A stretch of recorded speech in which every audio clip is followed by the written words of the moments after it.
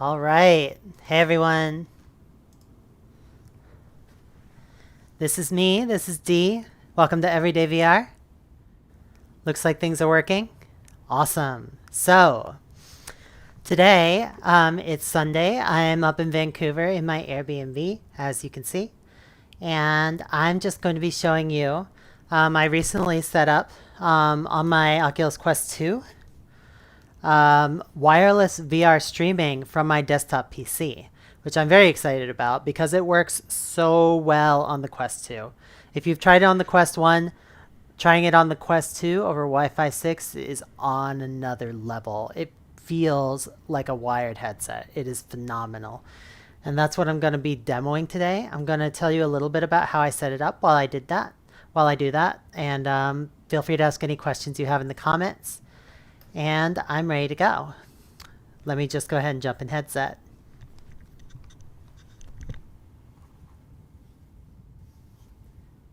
Let me know if there's any audio troubles as I go.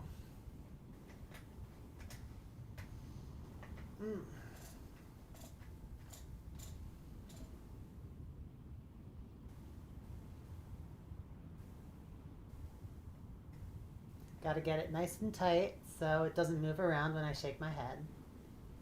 There we go. That's pretty good.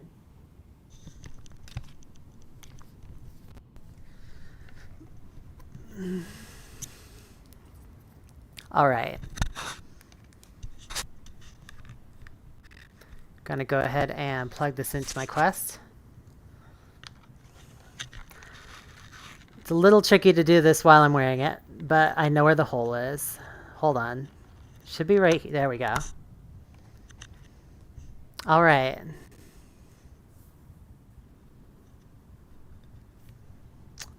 So, gonna go ahead and jump in. So this is my home environment.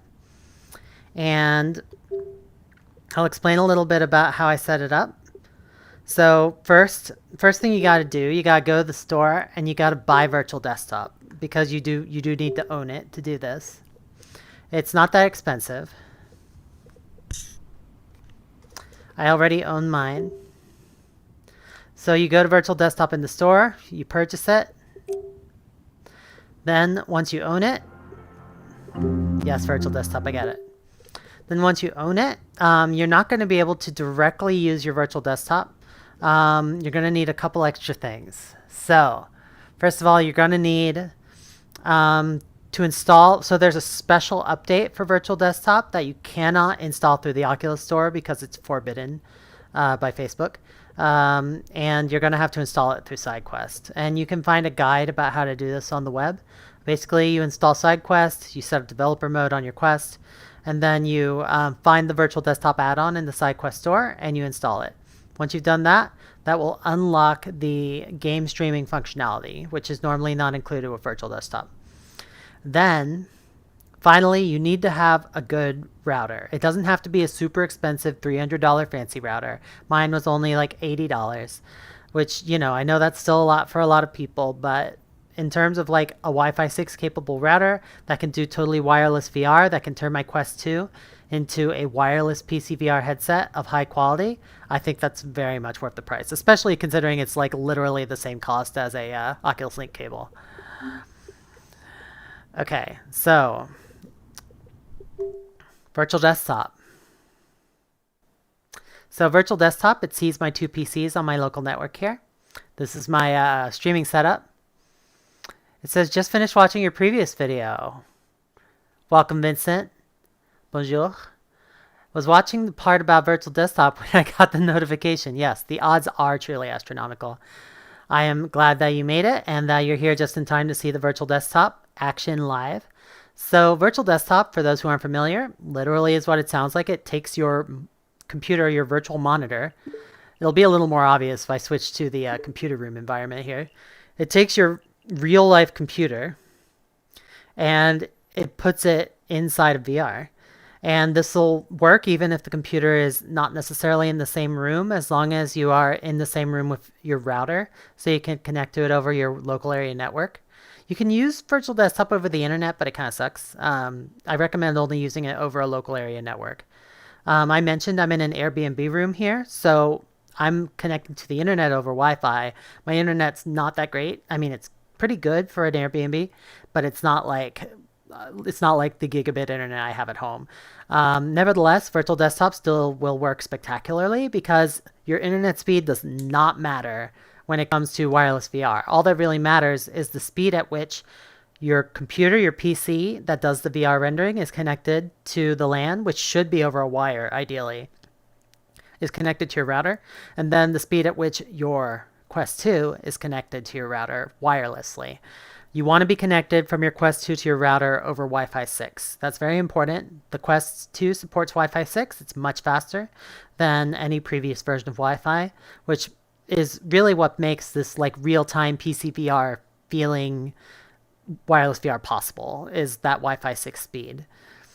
All right, I'm going to switch back, I think, to my Purple Nebula environment. There we go. So it's a little trippy seeing my OBS streaming setup here, but that does mean I'll be able to check my comments while I'm streaming, which is neat. All right, so how's it work? You hit the menu button, brings up the virtual desktop controls on your desktop. You can see here I'm streaming at 90 frames a second. The Quest 2, unlike the Quest 1, the Quest 1 maxed out at 75 frames a second. 72 frames a second. The Quest 2 actually maxes out, I believe, at 120, but nothing really runs at 120. It's really hard to make it run at that rate. So this is running at 90, which is the same frame rate as a Vive, same frame rate as an original Oculus Rift or Rift S. It's a good frame rate. Actually, Rift S might be less. I don't remember. But yeah, it's an excellent frame rate, and you do get that frame rate in real time. When I move this controller around, it feels very smooth, like I'm getting 90 frames a second. You guys are only going to see 60 on the stream, because that's as fast as I'm recording it, but I'm getting 90 here in VR. And here, so I'll go through the streaming settings a little bit, because I always like to bore you with menus before I show you the exciting part.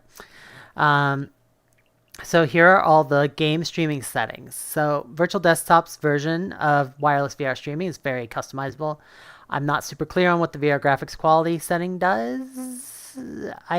Changes the render and streaming resolutions. I believe that affects like the render target resolution. So it can change the render target resolution in real time, and it can also that the game renders at. Which will let you save some performance and use it for streaming on an older system by saying this to low. And that will also change. It also streams it at the same resolution it renders at, I believe. I don't think it downscales at all. So this changes the resolution it renders at, which is also the resolution it streams at. And this sets the frame rate that it renders at, which is also the resolution, the frame rate that it streams at. So it configures the game to render at a particular resolution and frame rate, and then it streams the output at the exact same resolution and frame rate. What you can actually modify with regard to the streaming quality is the bitrate, which affects. There's basically, if you increase this a lot, you'll get more latency in game, which is undesirable, but you get better image quality. 90 is very achievable over Wi-Fi 6.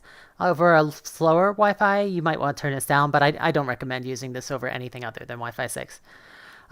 These settings, I mess with them a lot. They have a lot of trade-offs. So sliced encoding, enable it if your GPU supports it. It's good. It just decreases latency. Extra latency mode, if you notice like weird tracking glitches where your controller kind of glitches around or your positional tracking kind of glitches around, try enabling the extra latency mode, especially in games that have a lot of positional tracking, like say Super Hot. That might help. Video buffering. This is basically buffers like 1 or 2 frames of video, and then that increases the latency a bit, but also will help with stutters. And center to place. I haven't used stage tracking. I did increase color vibrance and video nominal range. I checked this because I think that makes the video use the full 0 to 255 range, which just gives you better contrast. And the performance overlay, I'm not using that right now. I think that's so you can check your FPS in game. All right, so these are just all the games I happen to have installed on my gaming PC right now. Various Oculus games. And I have a lot of Oculus games purchased from the store. I'm going to play a couple of my old favorites here to demonstrate the technology. I'm going to start out with Darknet. So everything you're seeing here is streaming from my Quest 2. I stream from from my PC to my headset over virtual desktop. And then I stream back from my headset to my PC. And then I stream that out to you guys. So everything you're seeing here is directly from my headset. All right, let's jump into Darknet. Remember, jump in the chat with any questions you have. And I will periodically jump out and take a look. Okay, we're going into Darknet. Boom, we're in full screen VR. Or full environment VR, I should say. And look at this. Look at this. I'm seeing my hands moving right now at a full smooth 90 frames a second. No visible video compression artifacts. Practically no discernible latency at all. I really cannot see a noticeable latency here. Likewise, when I turn my head, there's no black, there's no juddering. This is an old game called Darknet. Darknet is a puzzle game that has a hacking theme to it. It's one of my old favorites. It's by an indie developer named E. McLeod. My name's D. E's name is E, so E comes right after me. Alright. Whoops, I'm not centered. There we go. No! I'm going down the wire. Alright. Here we are. So right now this is set to French because I like to practice my French while I play, but for you guys, I will set it back to English. There we go. So my current skill rating, 55%. Access cloud to go hacking. I won my last level, earned 339 bitcoins. Bitcoins is they're not real bitcoins, but they're in-game bitcoins, which I can use to unlock these various upgrades. So here's the cool thing. Anytime that I want to go check my PC desktop, I hit the menu button twice. Boom. Now we're in 2D mode. Now I'm back on my desktop. I can look at my desktop. I can check my chat. Yes, please do not spoil my missed experience. That's very cool that you know the game very well, and I know how hard it is to watch someone play a puzzle game that you know well, because you constantly want to tell them what to do. But I'm really enjoying figuring it out on my own, and I'm hoping to get back to that and make some more progress in the new level that I got into in the forest. All right. I hit menu button twice, I'm back in VR, I'm in my PC VR game. You can also menu button twice, menu button, bring up the virtual desktop settings, change your streaming settings on the fly, change your other settings on the fly. This is very cool. And I'll tell you how to do Steamvr games in a moment, but first, let's just play some Darknet. Alright. So, like I said, this is going at a smooth 90 frames a second. And the video quality is 90 megabits a second, which, you know, if you're not familiar, that's a very, very high encoding rate. That's higher than most 4K videos encoded on YouTube. That's very high. And if I tried to upload to the internet at that rate, I would fail miserably. I don't think I have more than like 15 megabits a second to go up to the internet. And so it's no wonder the video quality here is so good, and there's no visible compression artifacts because it's really high. Okay. Access the cloud. Whoop. Time to find a machine to hack. I'm pretty good at this game. I definitely can't handle the super expert levels, but I'm pretty good. Okay, this one has a time limit of 21. Can I do it? I think I'm going to take something a little more conservative. Yeah, this one's got a good balance. I can lose 2%, gain 2%. I'm going to give it a shot. A Japanese cell phone voicemail box. Client prefers discretion. All right. Let's do it. Initiating connection.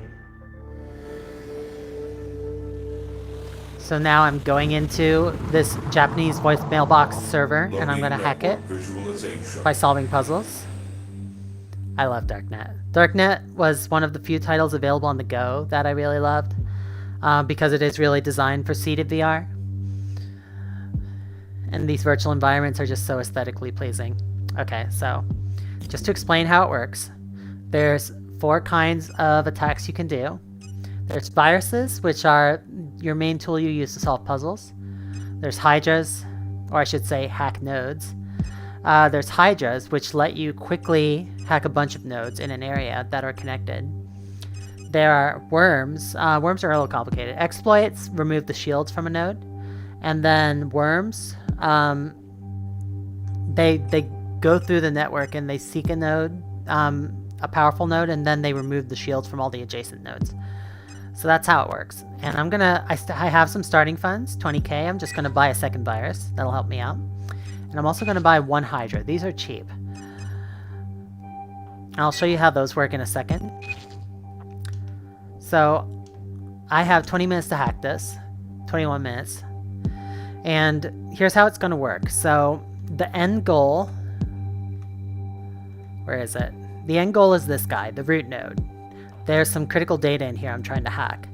And in order to get that, it has a bunch of stuff, and it has a bunch of protective barriers inside it. It's a very hard puzzle to solve, and I cannot solve it with my starting resources, these 2 viruses.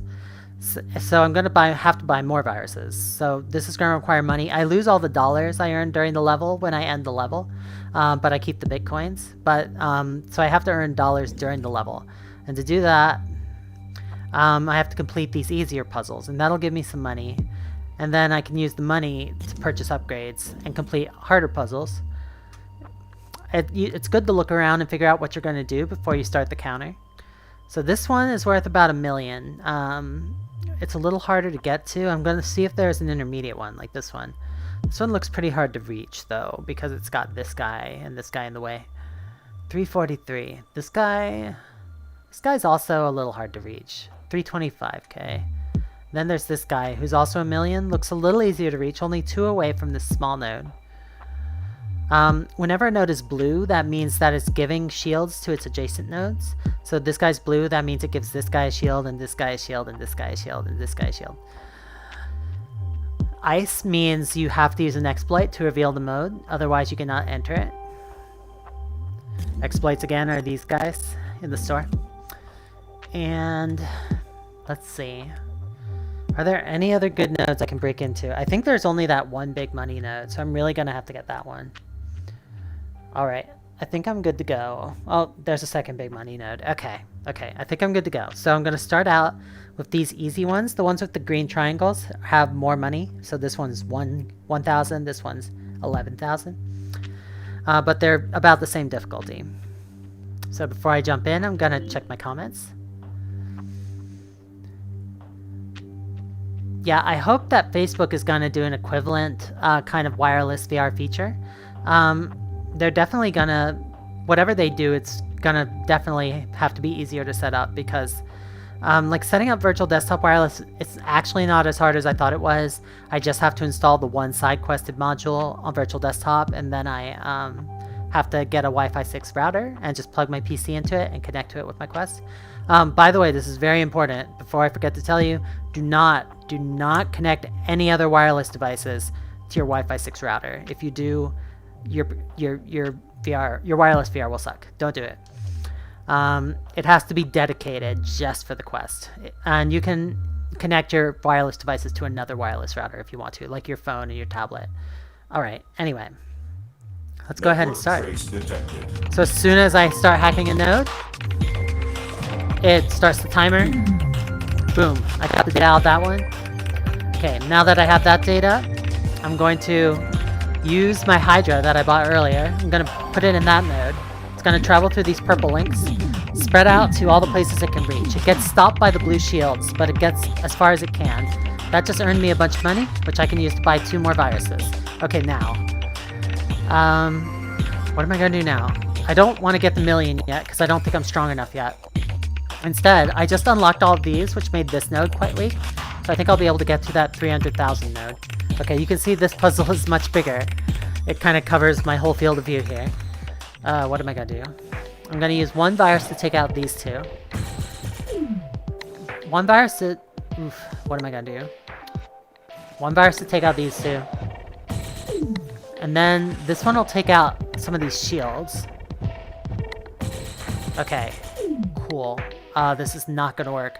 Okay, I need a new plan of attack. New plan of attack. What's my new plan? How about these 2? Start out with those 2. I just hit the B button to reset the level. Made it. Okay, I just took out that one. Okay, next. I'm gonna take out these. Oh, it's not gonna work, is it? I'm not gonna make it. It's gonna hit these before it hits that. So it starts hitting that. Then the blues are like antivirus programs. They eat up my virus program. So that did not work. What am I gonna do instead? These two? Let's try it. Oh, that's not gonna work. Not gonna... Okay, this might be a little too hard. Can I do anything to make it easier? I could just go directly after this guy. Maybe that'll be easier. I'm gonna solve this one first.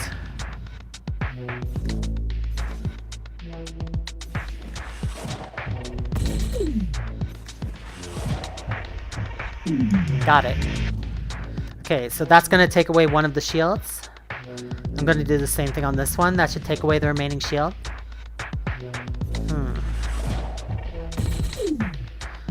I used to actually play, when I took my Oculus Go on planes, on long flights, I would play this game on the plane. I would just be sitting there in the dark on an overnight flight. I'd be wearing my Go. I would have my controller down in my hand. At least once a very confused flight attendant told me that I shouldn't be using a wireless device on the flight. And I was like, come on, it's near field communication. I'm not going to interfere with your flight avionics. But I did it anyway, because I didn't want to cause trouble. Alright, there we go.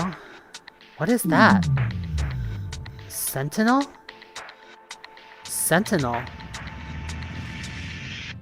I've never seen this before. I don't know what's going on with that Sentinel. I'm curious, though.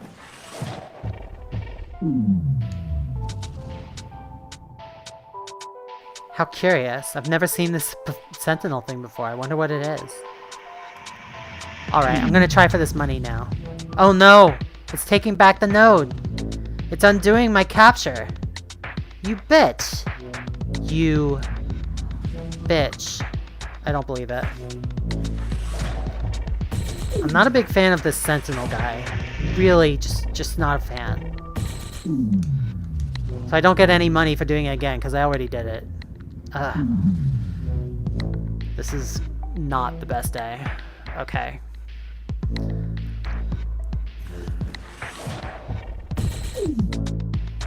Okay. What am I gonna do? Okay, I'm gonna see if this guy can reach the brute node. I don't think it's gonna quite make it. Not gonna quite make it. That's fine.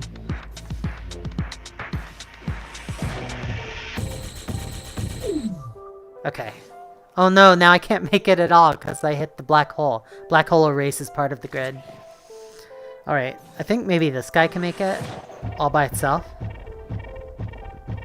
Come on. Alright, cool. I unblocked a little part of it. Now what? Now what? That's the question. Can these two make it? That's what I need to know. I don't think they're not gonna make it. Okay. Oof. Why is this so hard? Okay. Maybe I'll go after my other money thing. That Sentinel's gonna cause me trouble though. I hate it. I hate it. Okay. I'll try going after this one. I'm gonna take care of this whole network.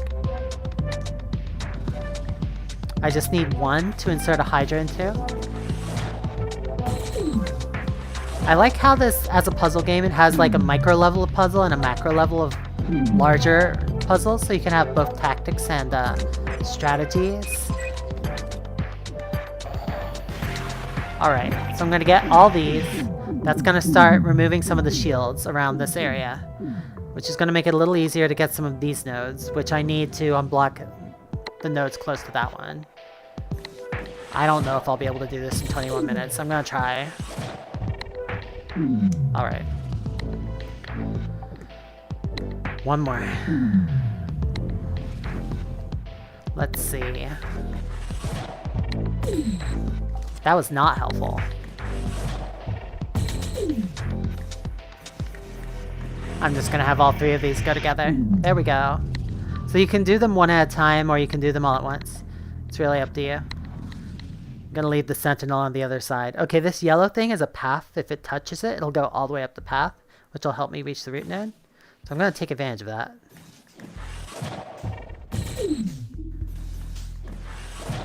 There we go. Boom. Okay. Now, this node's totally unprotected. Oh, I just heard a sound. The Sentinel undid one of my things. Okay, I'm gonna try and hit this black hole, which will make my life a little easier if things work out well. Yeah, that'll help. And this guy should take out this bottom one. Now the question is, how am I gonna get this final one? That's gonna be a little bit of a challenge. Because I can't get both of these. I can get this one, but then this one would hit the black hole. So I need a better plan. And I can't have this one hit the black hole, because then I won't have enough to stop this one from hitting this one. Ugh! Why is it so hard to get money? Alright. Plan B. 1, 2, 3, 4, 5. 1, 2, 3, 4, 5. This is not quite gonna make it. I'm gonna try this one. That did not work. Okay. I'm gonna try these two together. I don't think this is gonna work either, but it's worth a shot. Hey, I made it. Cool. Cool. Alright, now what? Now I need to be able to... Okay, I might be able to do this. Let's give it a shot. Oh no, there's a hole. The hole's coming for me. Oh god. Okay. Alright. Is there some other way I can get this node? I have to think fast. I'm running out of time. Alright. So I've been playing this all. This game is running on my PC. I've been playing this all on my Quest 2. Totally wireless. It feels like playing on a PC. Frankly, it feels better than playing on my Rift because the resolution is higher on my Quest 2. The latency is the same. The video quality is similar. Like, it's actually really nice. Alright, I'm gonna try this. Hit that hole right off the bat. There we go. And then hit this hole. Am I helping my case here? I really don't think so. Okay. Man, what am I gonna do about this node? Would it help if I put an exploit on it? I don't think so. Let's give that a shot. No, that made absolutely no difference. Exploits normally only remove the shield. It makes a blue node orange, which removes the shields from adjacent nodes. And it removes any extra dots from around it that are due to the shields. But this one just has natively 3 dots around it, no matter what. So I can't get rid of them. I just have to figure out how to solve it. Okay, 11 minutes. Let's do this. 1, 2, 3, 4. Okay, try this one. I think it'll make it. But then, will I be able to get another node to come in here? That's the question, and I really don't think so. Ugh. Do I need more viruses? Is that what I need? Why did I not buy a 5th virus? I had the money. Okay. With 5 viruses, I might be able to make this work.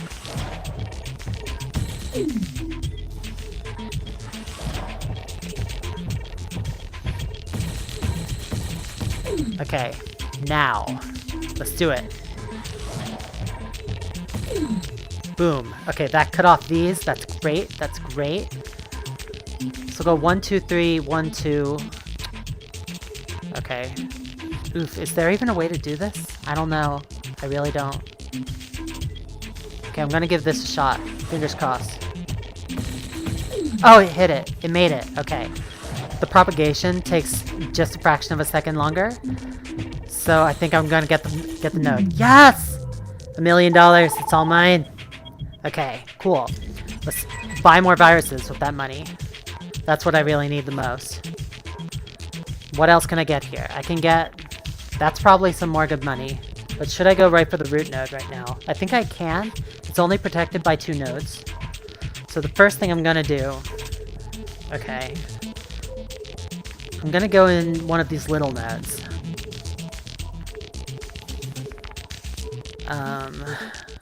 And if I should be able to solve this one pretty quickly. Then I should be able to inject a worm, send it toward the root node to remove the shields from the nodes adjacent to the root node. That's my plan. Why is this puzzle hard?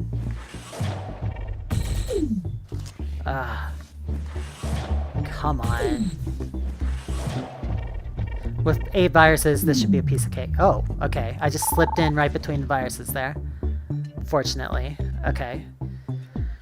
I'm gonna do one of these to remove one more ring from that big blue one. Okay. There we go. That's not the way to solve it.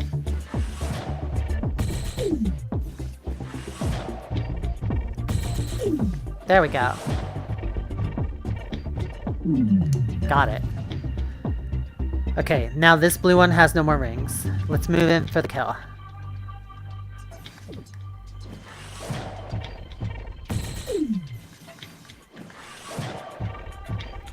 Got it.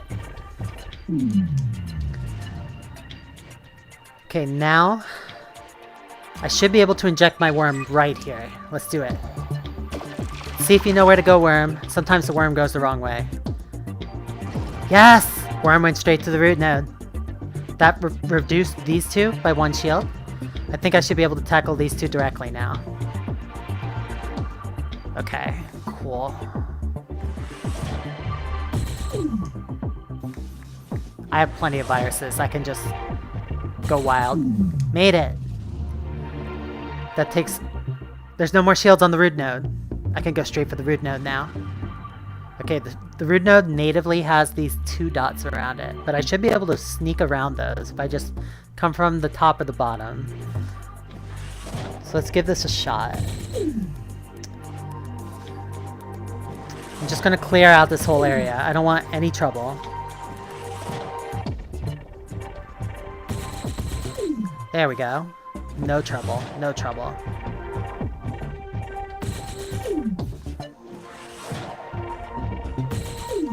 Alright, let's do it. In for the kill. Acquire the data. Data acquired. Data acquired.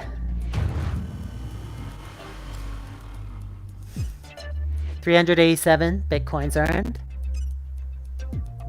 There's the viruses I used. Let's download it.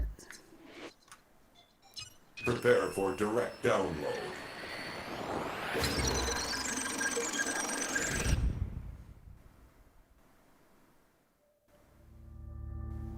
There we go. So I now have 795 bitcoins. I'm going for 2,000 so I can unlock the data view. And I unlocked one new story when I completed that one. Japan vetoes net plan. An internet security plan proposed by the House of Councilors was put on permanent hiatus today, as the House of Representatives tabled the bill. The recent leak of a voicemail between the Prime Minister's personal aide and the criminals within the local Yakuza gangs. So basically I influenced the outcome of this vote by hacking this Japanese voicemail box. You never find out the effect you had on the world until after you complete the level. Alright, I'm gonna hit my menu button twice. I'm back here. The blue and the green virus nodes, the blue ones, yeah, I mean there's blue and there's orange. The orange nodes are the ones that don't add shields to the surrounding nodes. The blue ones add them. Okay, so now I'm back on my desktop.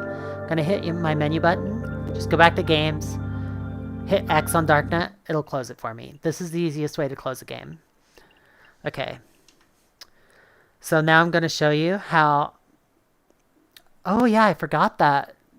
Yeah, I used to play Darknet with just my face. It used to be you would direct the cursor with your face, and then you would hit the button to activate something. Nowadays, of course, you use touch, and it feels a lot more natural. Touch... I honestly don't know how anyone did VR without touch controllers. I did it for a long time. I have hundreds of videos about them, but it's honestly without hand tracking. Hand tracking is at least 50% of the VR experience. It's questionable to have VR without it.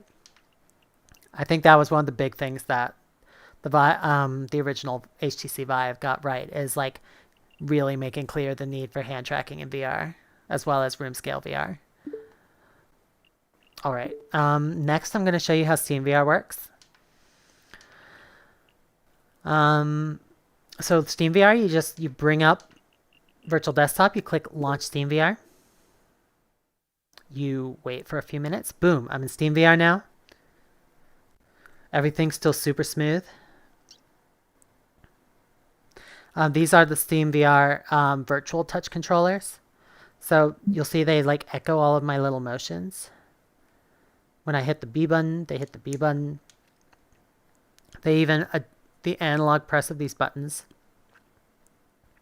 even corresponds to how far I press them. All right, need to bring up the Steamvr menu. There we go. I just hit the menu button once. Here's my Steamvr menu.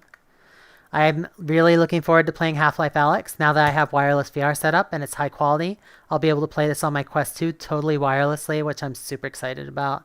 I don't know why I haven't played Half-Life Alyx yet, but the idea of playing it wirelessly on my Quest 2 really excites me because I'm going to be untethered. I'm going to be able to do everything in high quality on my Quest 2 without a wire. It's going to be exciting. For now, I'm going to drop into one of my old favorites, which is there's an archery game inside the lab. I love archery games in general. I love In Death. There's some other good archery games on Quest, but the lab had the original VR archery game, which is still a very good one. All right, this is going to take a minute to load. The lab always takes a minute to load. I think I'm just going to jump back to my desktop while it's doing that. This is one of the nice things about playing games over virtual desktop is like if you get bored if something's loading or whatever, you just be like, okay, I'm going to just go to my web browser and fucking read some Reddit or something. I'm just going to bring in my keyboard, Reddit. How about some politics? I don't know. Here we go. Alex Jones accused of inciting violence. I can make this text bigger if I want to. It's a little small right now, or I can just make the screen bigger. Screen bigger. There we go. Now it's filling more in my field of view.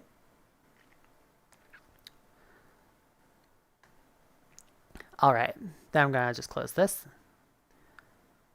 Go back to my stream. And how's my game coming? Let me switch back to the lab. Oh, all I have to do is hit my menu button twice. I'm back in VR.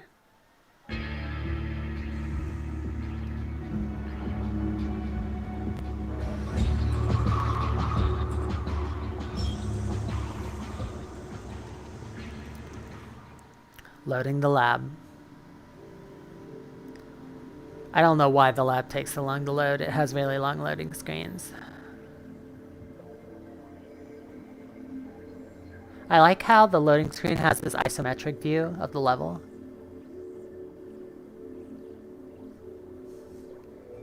There we go. This is set to French. Démarrer means start. There we go. I kind of wish they split out some of these games as separate games, so I didn't have to go through this big menu every time. I know these were just created as demos, really, for the original HTC Vive, just to kind of explore potential VR interactions and stuff. Oh, hi there. Hi. Yes, you're a good doggy. You're a good doggy. Good doggy. That's right. Okay. So there's the frame rate here seems to have dropped a little bit. I think it's just because this is a very complex level. I think it's actually just rendering at a lower frame rate on my computer. All right, let's do it. Longbow.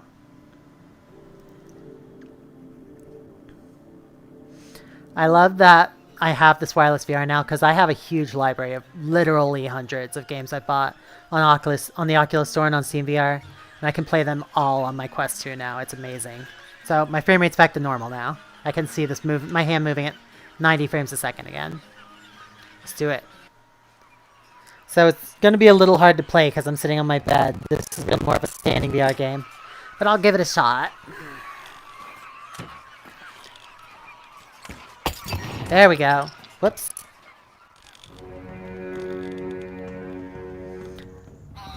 Wave 1 of 8. Oh, you come back here. Ah, these arrows are not going far enough. Do not run away from me.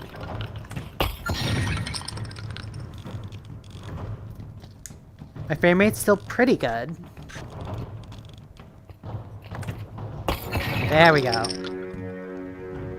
I don't know if I'm getting a full 90 frames a second, but I'm getting pretty close. Alright. I see you.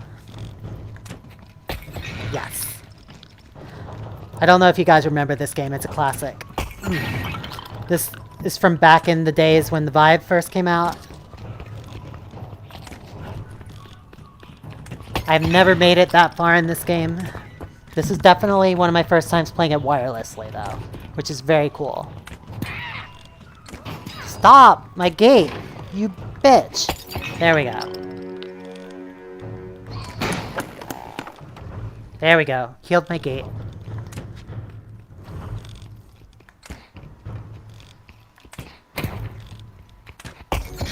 Perfect. Right in the face.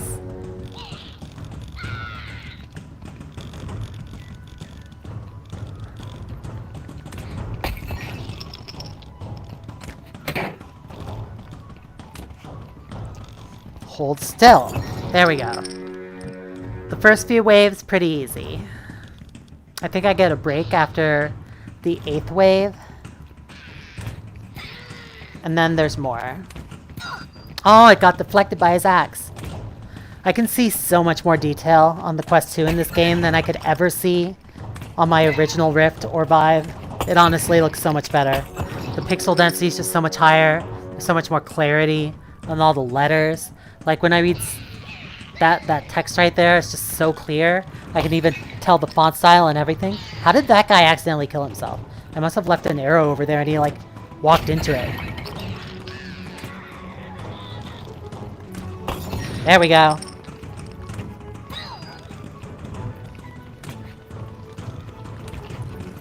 Come on. Oh, don't you dare. Not you. No! Oh, you're getting too lucky.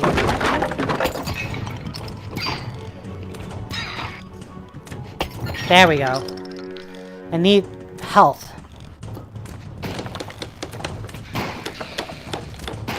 There we go. Recovering some health.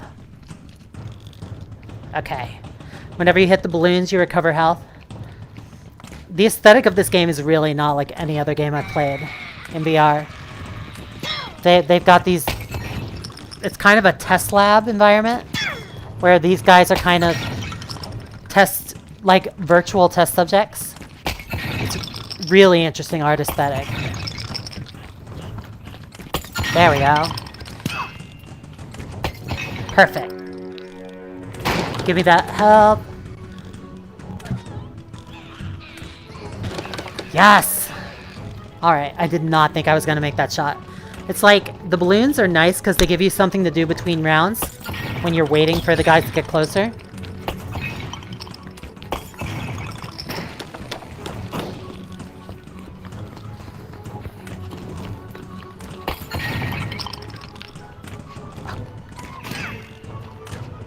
Not okay. I'm gonna go for my barrel.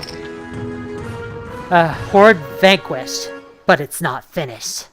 Alright, I just finished the first 8 waves. No, give me a balloon. Give me a... How about the yellow one? Give me a balloon. Oh, that one's not worth any health. Okay, what about that one? That one's not worth it? Okay, these are just celebration balloons. Alright, let me just check on my comments. Gonna put my bow down. Yeah, no new comments. Feel free to jump in the chat. Give me any comments you have. It's very cool how I can just double press my menu button to switch between my desktop, check my comments, check my stream. Boom, switch right back into the game. Alright, I'll give it one more try. I don't think I'm going to make it very far. in the second set of waves. I like their little war cries as they come. They're cute. There we go. Ah.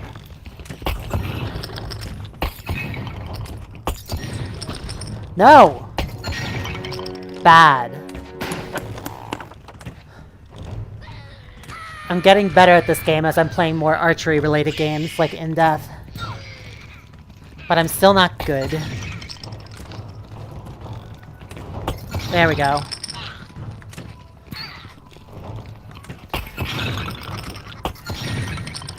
Do not you dare. I see you. Perfect. Gonna recover some health? I'm doing okay.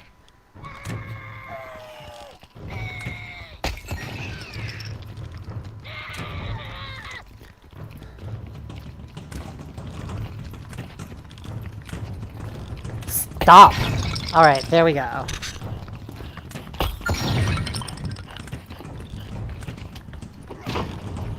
Sometimes I see a little bit of black when I turn my head, which indicates frame dropping. But I'm pretty sure that's not mainly due to the streaming, it's just due to this game rendering in the first place at a full 90 frames a second. Or it might be because I'm also streaming at the same time. I'm thinking of using a separate machine for streaming, but that would also make it more difficult to check my comments, that kind of thing. Alright, there we go. Ah! There we go. It's still amazing to me I can get this level of detail and this frame rate and this latency just all over wireless VR. It's amazing.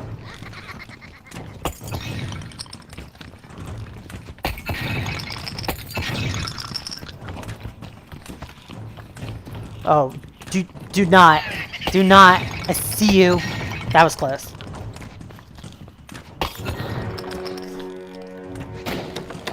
Alright, my gate's at full health. I'm doing okay. If I get to round 16 and I haven't died yet, I think I'll just take a break from this game. Got that one in midair.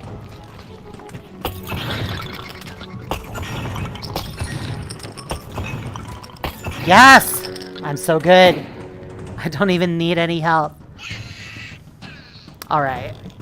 Give me your worst. Come on.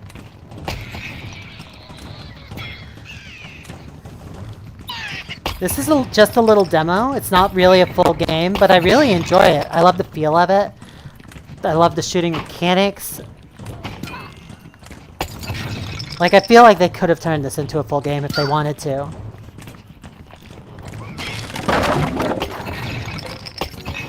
There we go. Gonna need that health back.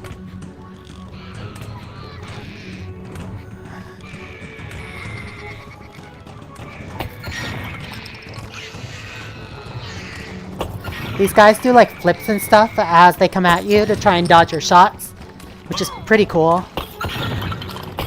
They do them just randomly. I really needed that barrel. They were coming too fast.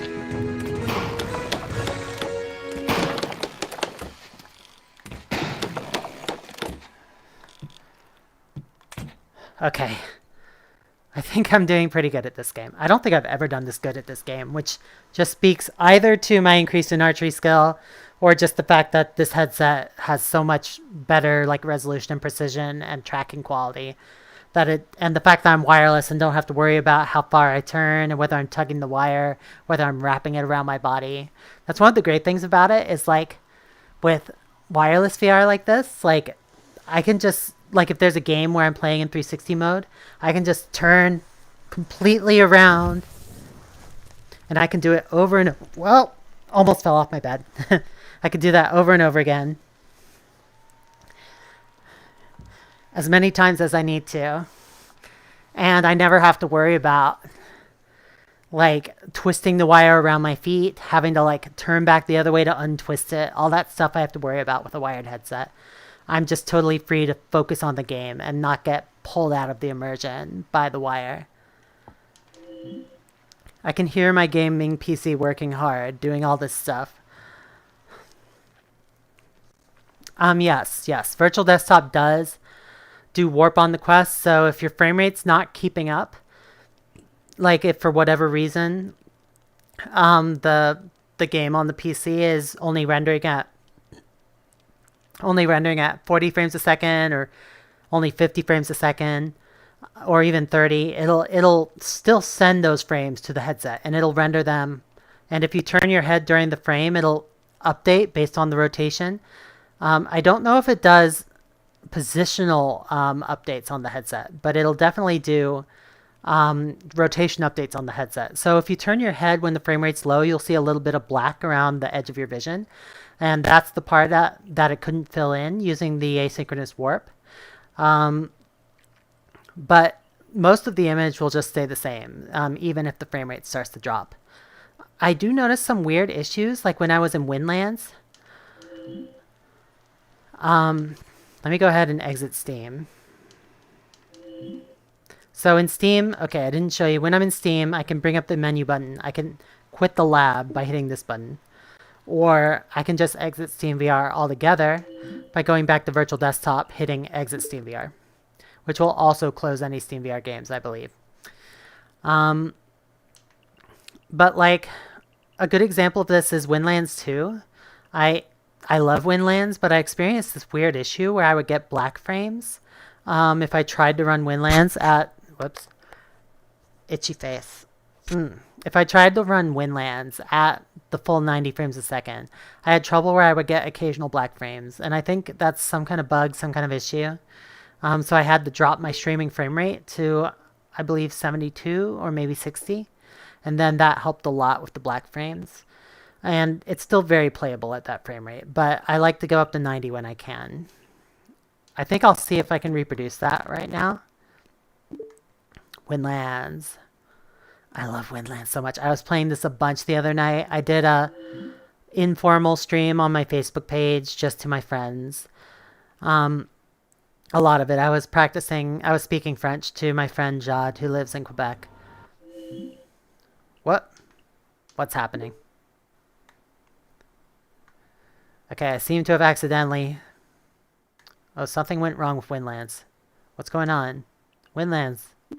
Windlands, no!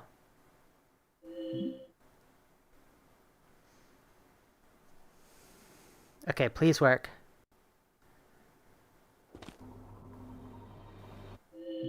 Okay, Windlands appears to just be straight up crashing right now, which is sketch.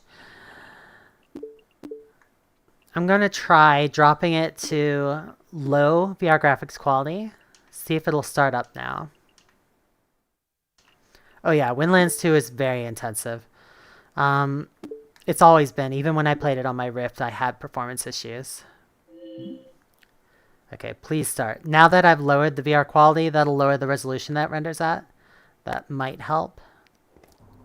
It might also be RAM constrained. Windlands, no. So I played this before when I was not streaming. There might be a RAM issue that's preventing it from starting up. I'm also going to try dropping the frame rate to 60. See if that helps. Okay, Windlands, please work. If this doesn't work, I'm going to try Windlands 1. I swear this worked the other day.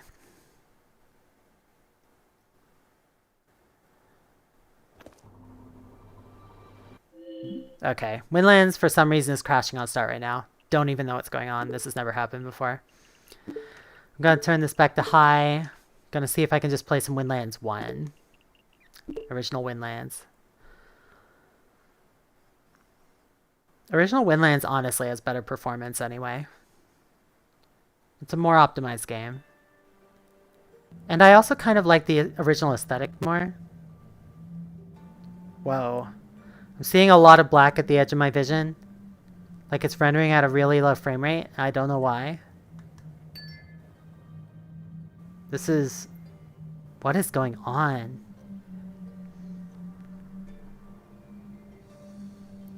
I have not seen this before. This is interesting.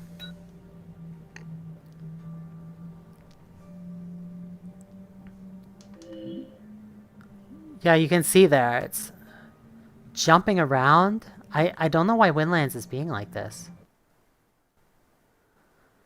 Let me try and bring it down again. If this doesn't work, I'm going to switch to a different game. But I don't know why Windlands is giving me trouble right now. I hope this is not a wireless VR compatibility issue. Oh, well, it's working fine at this resolution and frame rate.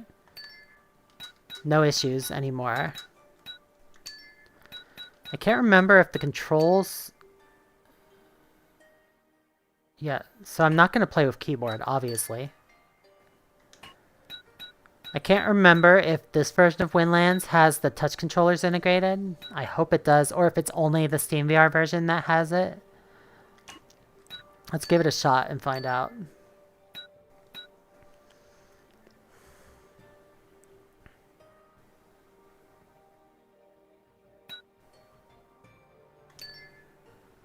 Okay, I can select touch. Alright. Before I continue, I'm gonna see if I can bring up the settings just a little bit. So I'm comfortable at 60 frames a second, but it's always nicer to have 90. So I'm gonna see if it'll run at 90. I'm gonna see if it'll run at medium and 60. And then I'm gonna see if it'll run at some of the other combinations. Just get the best combination I can. I think low and 60 already looked really good.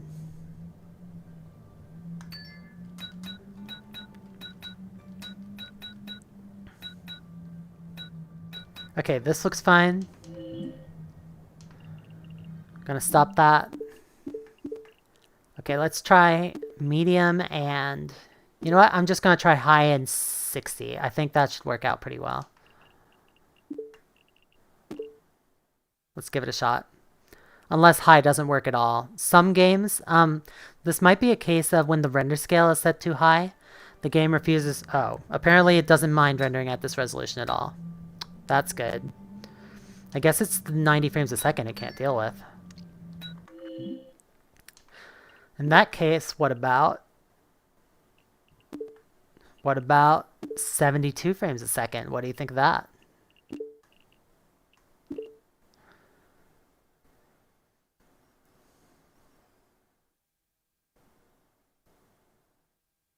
Let's see if it... Okay. It seems to be running fine at 72. And if I take it to 90, is it going to break? Let me check it out.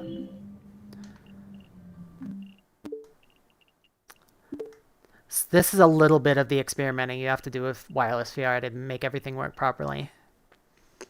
I hope that when Oculus does their solution, they'll retain some kind of control over it like this.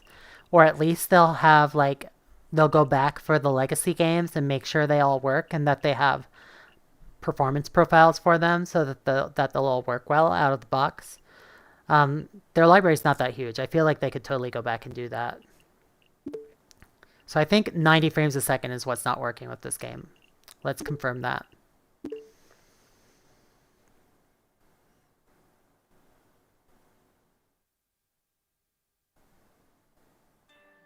Oh, well, apparently it's just working at full frame rate and resolution now. Fuck, I don't know. Whatever, let's play. I'm gonna play on hard because I'm good at this game. I've done several playthroughs of this game on my channel already. Gonna leave on comfort turning, just because I prefer it visually. I think smooth turning's a little better for streaming, but I just don't like it as much. Normal. Normal. No cages. Let's do it. Long ago, a great civilization rose. Sacred crystals were discovered deep underground and brought into the light. And using their power, the people built wonders. Grand constructions were undertaken, and great titans created to defend the Sky City, the Windlands. Yet soon would come a time of chaos. A dark star from the heavens ascended and ripped the world asunder. The cities and titans would fall, and the crystals that powered the world scattered. our new guardian has risen, who will reunite the crystals, reawaken the titans, and return life to Windlands. So all this beginning plot animatic, I believe, was added in a later revision of the game. I don't think the original had it. So if you're not used to seeing it, that's why. Everything's going nice and smooth. I'm getting my full 90 frames a second. The resolution is phenomenal. I've never seen Windlands at this level of quality before. I'm honestly kind of impressed. Guardian awoken. Good. Come then. There is work to do. Succeed where others have failed. Whoa! Hi there. I like how they put the little birds flying around its head to give you a sense of the scale. Damn.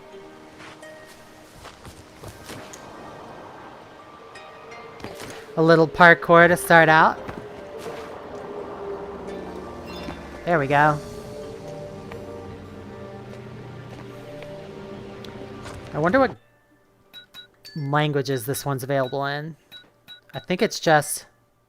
Yeah, this one I don't think has any languages but English. I think the sequel added multiple languages.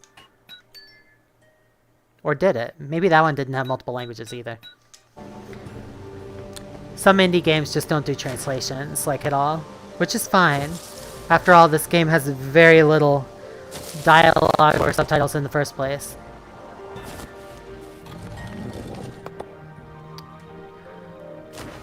What am I gonna do now? Is it time for me to wall jump?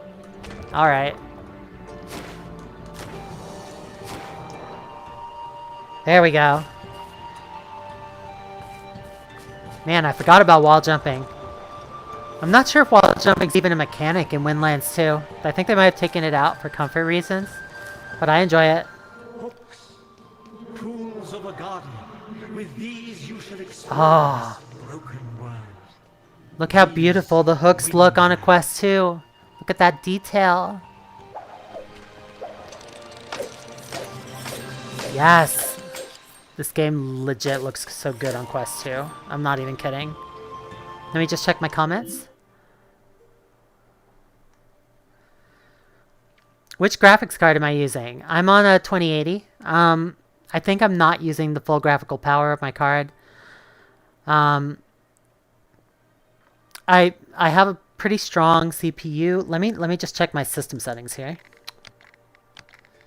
It's gonna be in French. You're just gonna have to deal with it. Okay, it says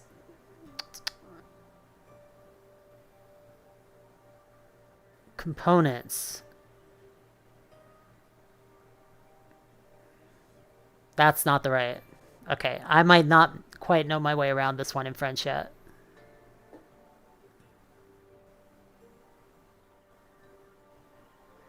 Okay, it says I have a 2080 Ti and an i9 9900K at 3.6 gigahertz. So it's a pretty good system all around. I bought this one I think about a year ago. Or actually a year and a half ago. Or is that right? Let me think. Yeah, about a year and a half ago. And it was like state of the art at that time. Now of course the 3080 is out, but I think that's overkill for my needs. Thank you, that's what I thought. That Windlands 1-2 is English only, which is fine. I just like to practice my French while I game when I can. But when I can't, I'm fine playing in English too. It's my native language.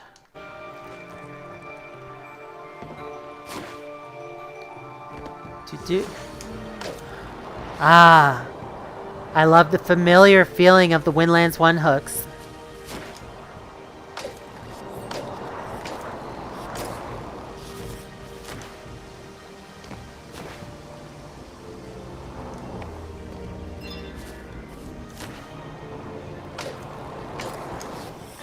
What? No! Alright. Fell a little far.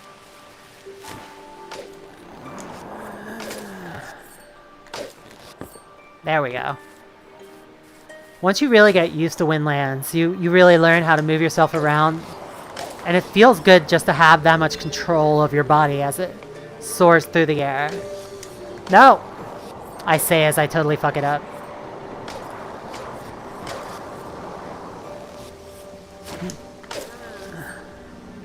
There we go. I used to do some of the speedrun levels in Windlands. Those are the ones that really get you to refine your control.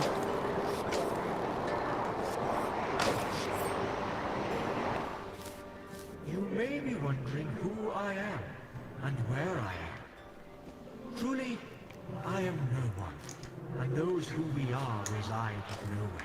How is that tree floating in the middle of the air? From within you, Guardian. Go. Fulfill your destiny. Woo! This game is running so smoothly. It's running at 90 frames a second. I'm getting plenty of images of my controller as I move it around. I can tell it's going at 90. It's super smooth. The level of detail exceeds the level of detail on my Rift CV1 and on my HTC Vive. Honestly, it'd probably be a little better on like a Valve Index, but like the fact that I can get a wireless experience on a Quest 2, that's superior to a Rift or Vive. Maybe on the same level as a Rift S. A crystal. Not all shall be so easily found. No, they won't. The others will be much harder to find. Gonna have to complete entire levels. The power of these crystals shall open portals to new lands. You shall find others lost among the ruins. There we go. First level is open. That animation was very basic, but I'm still very excited to go visit a real level. One thing that always bothered me a little about Windlands 1 is just the texture on these big trees and on everything is a little bit repetitive. I think that's one of the things they really improved in Windlands 2 is making the texture feel less repetitive and more natural. Windlands 2 added a lot. They added the weapon bow mechanic. And boss battles. I'm not sure yet quite how I feel about them. They added some little collection quests, some NPCs. Oh.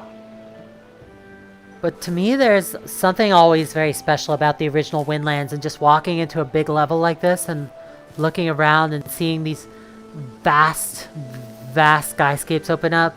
Like, I can see from here, there's something, there's like something I need right at the top there. But getting there, that's a whole deal. Like, you have to jump over those rocks, you have to climb all these trees. It takes forever. Like, and it's so cool just to like see your goal from your starting point. Just have a clear line of sight to it.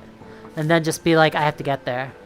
You can see there's another one of my goals right up there. This is what I love about Windlands. Besides like the whole Spider-Man simulator thing.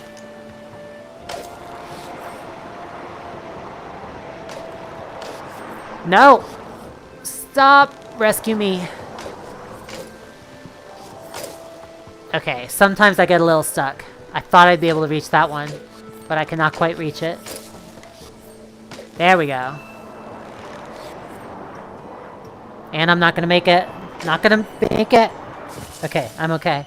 If I ever land on the sand, I kind of die and I have to respawn at my last checkpoint.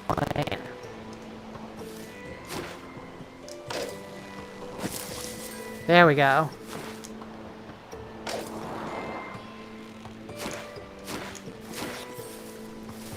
Okay, there's my next checkpoint. Let's get there.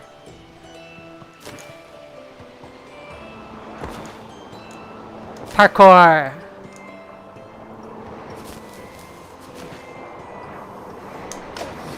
Okay, I made it. Where to now? I need to get up there. This is one of the first crystals of the game. It's not super hard to get.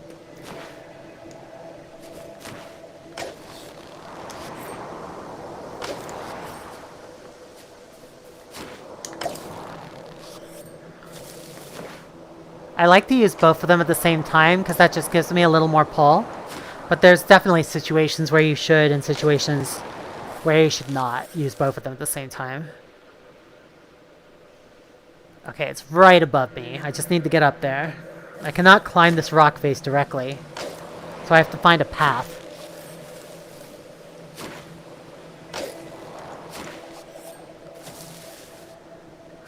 I cannot reach that.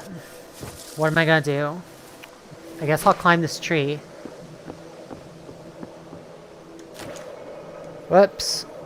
Am I okay? I think I'm okay. The parkour is definitely some of the hardest part in this game. But it's definitely part of the game. There's parts where you have to grapple, and there's parts where you have to parkour.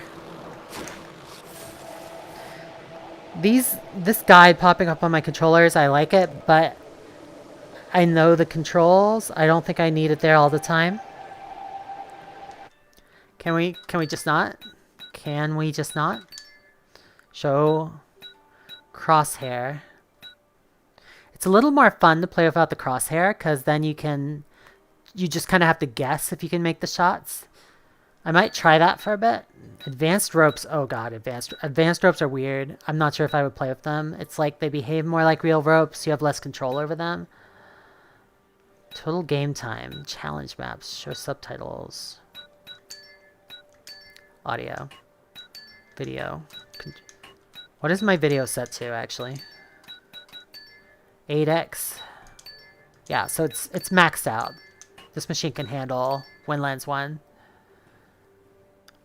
Yeah, I don't think there's any way to turn off these Oculus Touch guides. That's okay. I'm not going to worry about it. Okay, you can see I have no more target. So now I just have to guess if I can reach something based on looking at it. Which, you know, makes everything a little more exciting.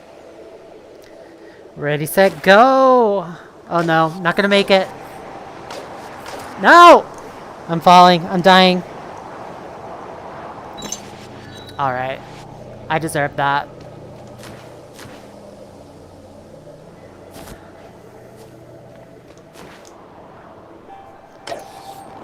Whoa, that grapple kind of went through the hill. Alright. Okay.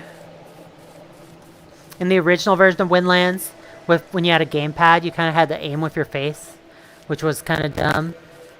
It's way better with the touch controllers. And I think I've said this before, but I greatly prefer the design of the touch controllers to the Vive controllers. The Vive controllers are huge and bulky. In some cases, the Vive controllers make more sense, like if you're playing a game where you have a bat or something, because they feel like that. But when you want something like these little grapples, I think it's better to just have little touch controllers of about the same size.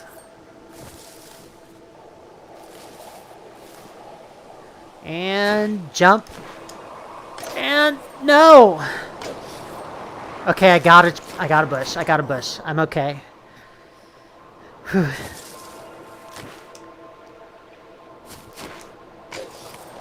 This is so cool that I'm playing Windlands on wireless VR. Sometime I'll definitely, when I'm home and I have more standing VR room, I'll definitely try this again in standing VR mode, so that I can rotate just using my body and not have to depend on the comfort rotation. Like, I like snap rotation like this, but what I like even more is just not rotating in game at all and just using my body to do all the rotation. That's absolutely the most comfortable and natural way to do it. Just making sure yeah, I do. Okay. And up we go. Where to next? The touch controllers were added after the fact on Rift. The original version used the gamepad. Then they added a new release with touch support later. So if you're not used to seeing of touch controllers, that's why. Which way do I go? Usually there's like an easy route and a hard route to reach certain places in this game. One that involves a lot of grappling, one that involves a lot of parkour.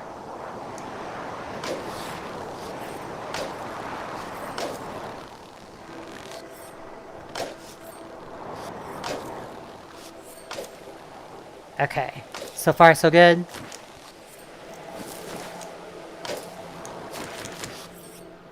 Am I making progress? That's the question.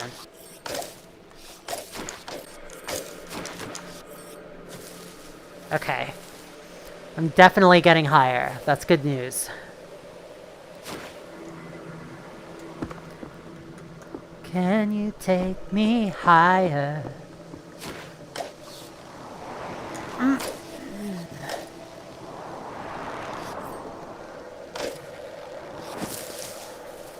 I definitely feel like the momentum is a little more exaggerated in Windlands 1 than it is in Windlands 2. There's definitely some changes to the mechanics. I might just be imagining that. Oh, look at this view. I can see both of the other goals of the level. And right here is my current goal. If I can get up on top, it's mine. I'm almost there. Whoa! Thought I would make that shot. Okay, I'm just gonna parkour my way right to the top.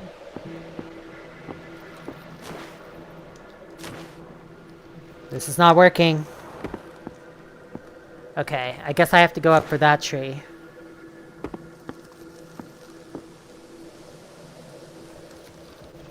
I hear something. Okay, there's a tree. There's a tree. There we go. How is this tree gonna help me? You're not a helpful tree. I'm just gonna climb on top of this useless tree. Then it should help me.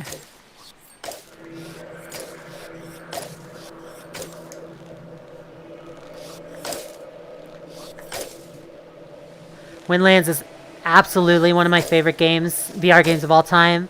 For a long time, this was my wallpaper, the Windlands wallpaper and logo. Ah, come on. Come on. There we go.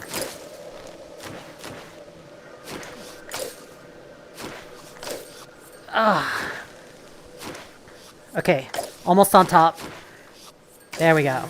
Okay. From here, I should be able to make it. And go. Made it. Man, climbing is hard.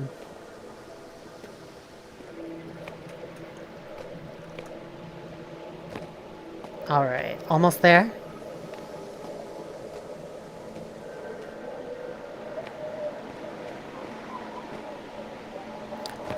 Made it! Here it is. I think I can also access this one from this side if I figure out how to do that. The titans of this world awaken. Dumb. Stupid, perhaps. But sentient still, as you are. The people that built them are long gone, yet they linger on. And remember. Go. Much work remains.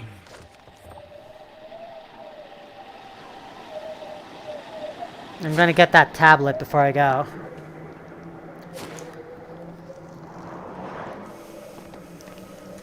So one of the fun things about Windlands is you usually climb up while you're collecting one of the goals. Oh, that tablet's harder to get than it looks. But then when you're done, you get to climb down, and that's the really fun part.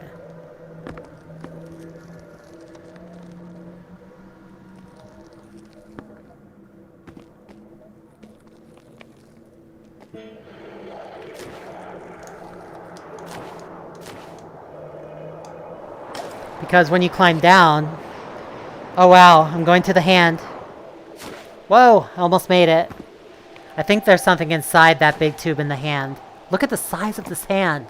I'm literally jumping around on one segment of this robot's giant finger. That's how big it is. No! Let me inside your palm.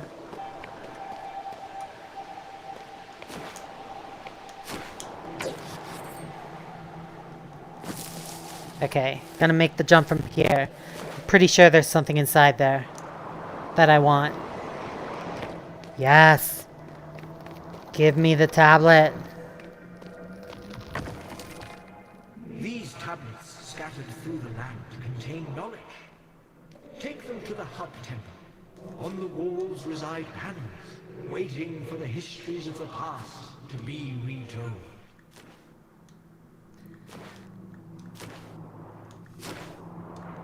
have to just jump my way out of here. So it's possible in this game to reset to the beginning of the level, but I never like to do that because half the fun is climbing down. Let's do it.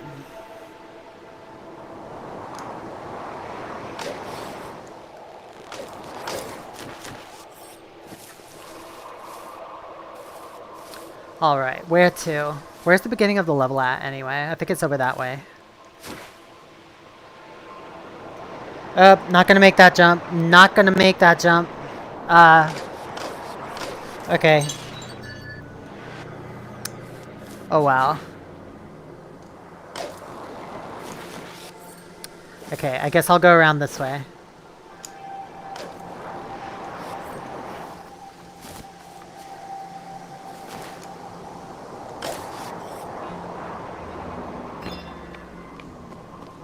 And I believe I'm almost back to the start. But not quite. No! No! Ugh. Well. Let's try that one more time. I love Windlands. The aesthetic of Windlands. It's also amazing.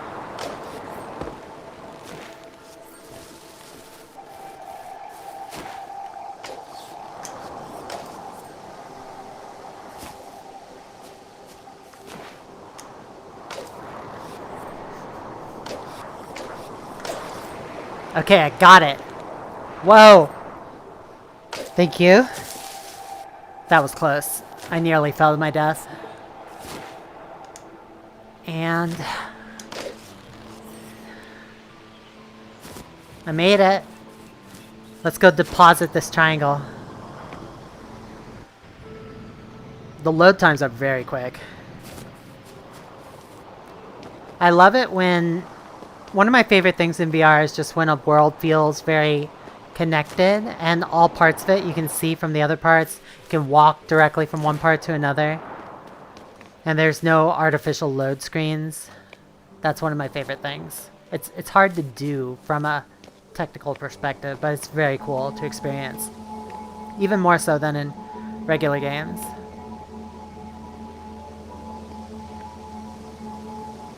Excellent. I think I need 3 to unlock the next one, or maybe 4. Okay. Now that I got 1 crystal, those 2 up there, those are the time trials. Those just have you try and swing through a level as quickly as possible. I haven't done them in a while, so my times are gonna suck, but I'll do one really quick.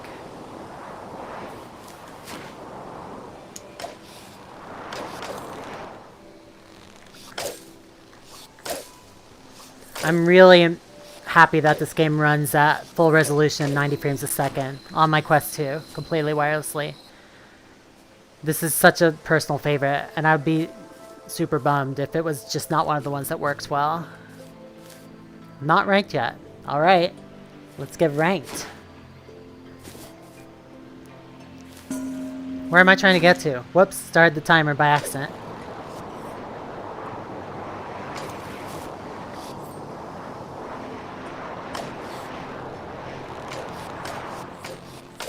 No! Can't make it. Ah! Okay, I'm not gonna get a good time. This is not a good time in general.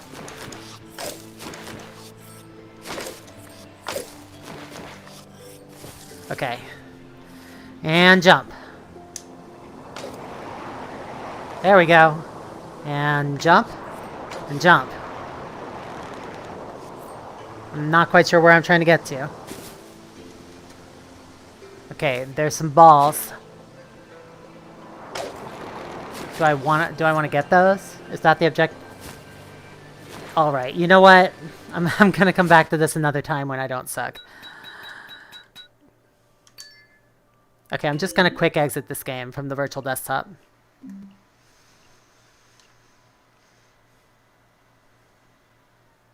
It is working so well with my PC, and this is totally wireless. I have played with the Oculus Link. I think it's also good. It's very low latency. Quality is good, but honestly, virtual desktop, Quality is even better. It's totally wireless. Latency is very good. You do have to set it up with the right Wi-Fi 6 router. But other than that, like, I cannot complain about the quality at all. Oh, Talos Principle.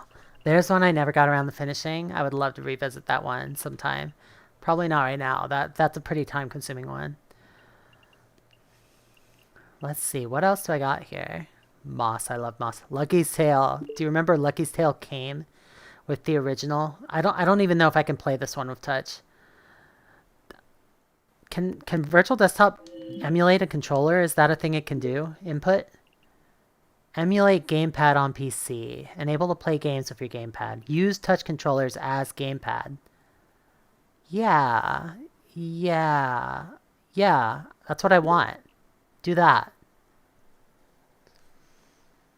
So now I can play gamepad games with my touch controllers on my Quest 2 like Lucky's Tale. Man, I haven't played this game in a while. Oh, Lucky looks so good on a Quest 2 screen. Look at you. You're a foxy little boy. Uh-oh. There we go. Ooh, I can actually play this one in different languages. There's not very much text in it in general.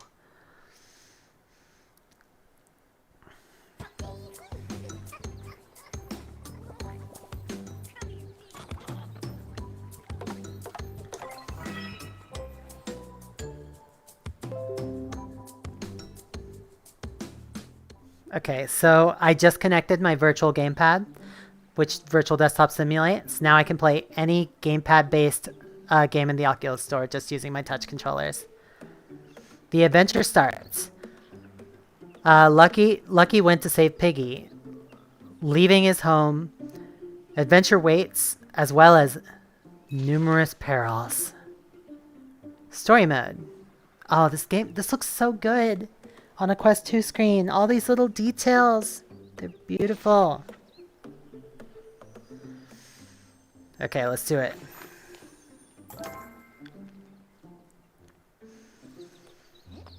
Hi, Lucky. Been a while. You're like, go. Fucking go. Stop screwing around. Oh. This looks so good. On this. Hello. Hi. This looks so good on a Quest 2. I don't think I fully appreciate it until I start playing some of these old Rift games, just how much better the screen is on the Quest 2. It really is. The resolution is like 2 levels higher. Ooh, there's a coin inside the mailbox.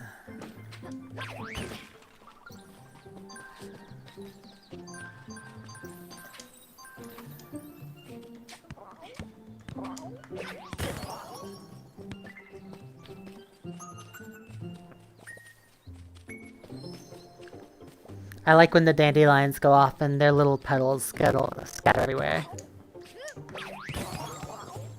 More jewels for me. Yeah.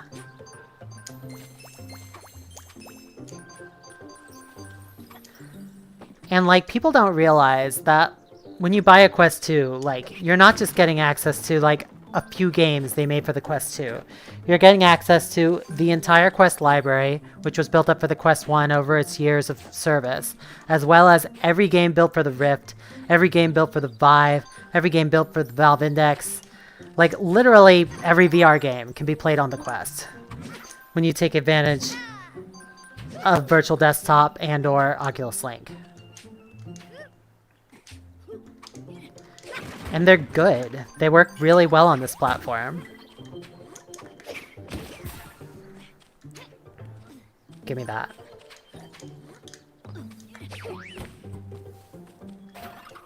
Ooh, hearts. Honestly, it makes this game a little bit easier because some of the like shimmering invisible coins are easier to see.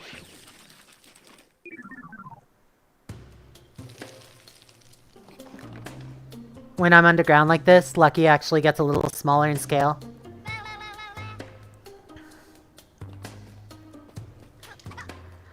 You can always tell how big something is in VR because your stereoscopic sense gives you a pretty clear idea of its size. At least things that are close to you. Things that are far away, you can never really tell. Like when you look up at the stars at night, you cannot tell that they are, you know, giant flaming suns millions of miles away. But when something's nearby, you can definitely tell about how big it is. Like right now, I can tell that Lucky looks about 2 to 3 inches in size. Whereas when he's out here in the overworld, he's a bit bigger. He looks maybe 6 to 8 inches in size. More like the size of a small plush. Lucky's tail was it's shipped with the original Oculus Rift commercial consumer version when it first came out. So in some ways, it's a very primitive VR game. But in other ways, you know, it still has a very nice colorful aesthetic. It is very much a Mario 64 ripoff with all the moves he does. They're very familiar.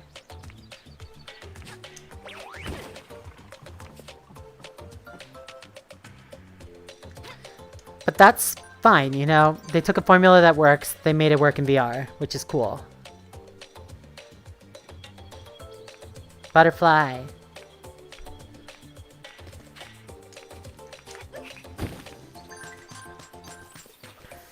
I also like that they tried to make it a child-friendly game, because a lot of the games in VR these days are like shooting games. There's not a lot for kids to play, other than like Rec Room. I'm sure you guys have met plenty of kids in Rec Room. But it's nice to have some games that are accessible even to very young children.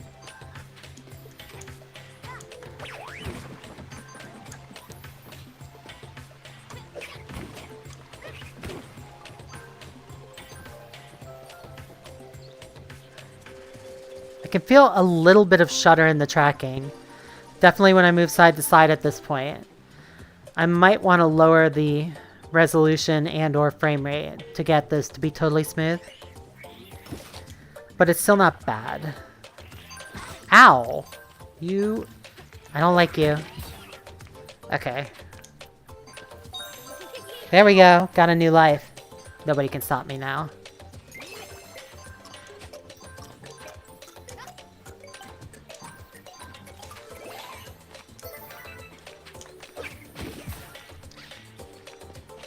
Yeah, if I bring him up to me and move a little left and right, I see a little bit of shudder.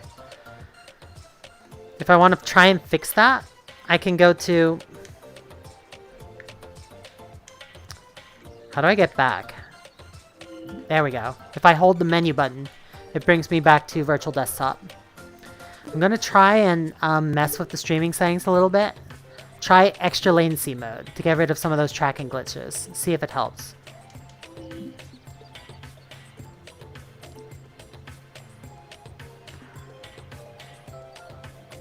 Hi Doja-san, welcome.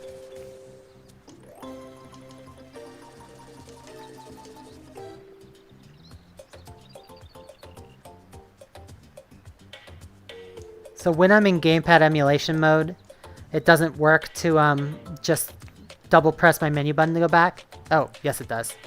But I have to hold my menu button to get out of the game. The double press doesn't work. Okay, I still have a little bit of judder here. Okay, Lucky, I'm gonna get you out of here. I'm just gonna try running this again. Whoops, I did not mean to exit Virtual Desktop entirely. That is not at all what I intended to do. You gotta be careful which thing you're exiting. Okay, I'm back. That's one of my favorite things about the Virtual Desktop support is I can just put on my Quest, click on Virtual Desktop, it auto-connects to my PC, I click on a game, I'm good to go.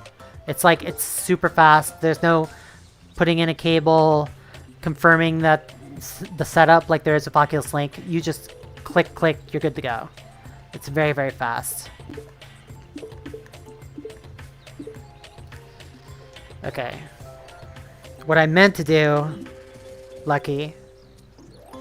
Actually, the double menu press does still work. Okay, that's good. What was I doing? I want to quit this game for a minute.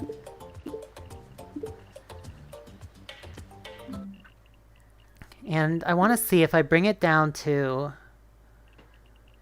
Like, even if I put it on low and 60, the performance is still very good. It honestly is... Still looks spectacular. I barely noticed the lessened frame rate. and it can be a little smoother. So I'm going to try that to see if it smooths it out for this particular title. Alright. And you're right, that Windlands 2, it is nice to like have your bow and be able to shoot while you're swinging. That's something that takes time to get used to. Starting out, it's a lot easier to do them separately. Hi, Lucky. Even when I set the resolution to low, honestly, it's still clearer than it was on my Rift or my Vive.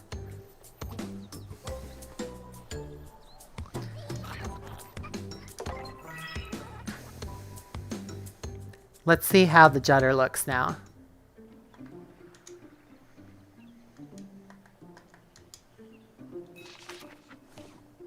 Oh, wait, this game has touch support? I didn't know that. Well then, I will play it with touch controllers in that case. Input, okay, yeah. Apparently I didn't know that they went back and added touch support to Lucky's Tale, but they totally did.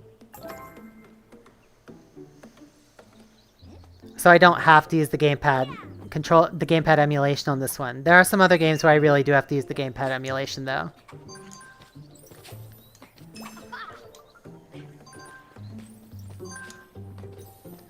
Okay, let's get a look at the judder. Yeah, the judder's totally gone now when I move side to side. Hi there. So you can definitely trade off the resolution and the frame rate and the judder, just based on the performance of your PC and the performance of your router. And that's one of the things you kind of have to do with Virtual Desktop. I kind of hope in the future that streaming will make that trade-off more automatic. Oh, I didn't know butterflies are coins. Nice.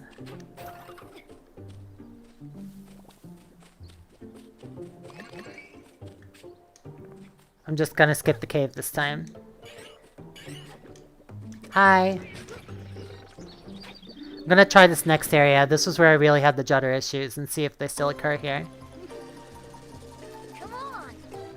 Oh yeah, this is totally fine. So yeah, when I'm rendering at the slightly lower resolution, which still looks, like I said, better than a Rift or Vive. Maybe a little less crisp or sharp. And it's like, and the frame rate's a little bit lower, but like, this still looks absolutely amazing. And I'm not having any judder issues now at all with the tracking. Well, maybe a tiny bit.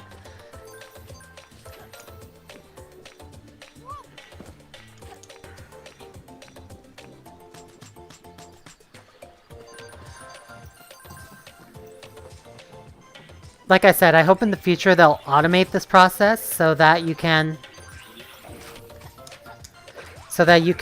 based on how fast the game is rendering, you can automatically lower your resolution, automatically lower your frame rate, or lower whatever else, your video bit rate, whatever else you need to lower, to try and get steady performance without too much juddering. There's still a little bit of juddering when I'm in this big open section. I feel like a wired headset would be able to handle rendering this at full resolution and be totally smooth with my 2080. Maybe not while I'm streaming, that could be part of the issue. I will definitely have to try this without streaming and see if it's any better. No, Lucky, no! Lucky, no! Don't die! Lucky died. Alright. That's unfortunate.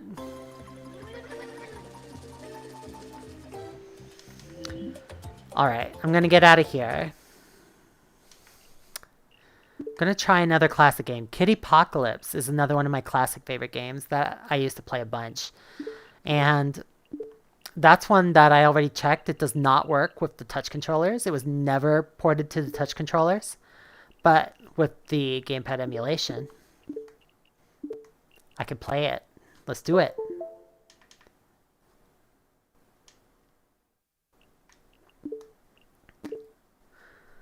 Kittypocalypse.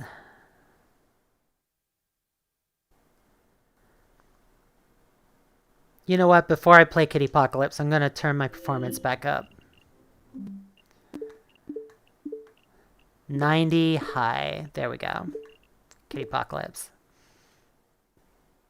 A lot of these old Oculus Rift games were made to run on slower computers with maybe a 980, and I have a 2080 Ti, so of course that's part of why the wireless VR is working so well for me. Let me tell you a story. Why is my... I have no D-pad. That's kind of an issue. I cannot navigate the menu. Lol.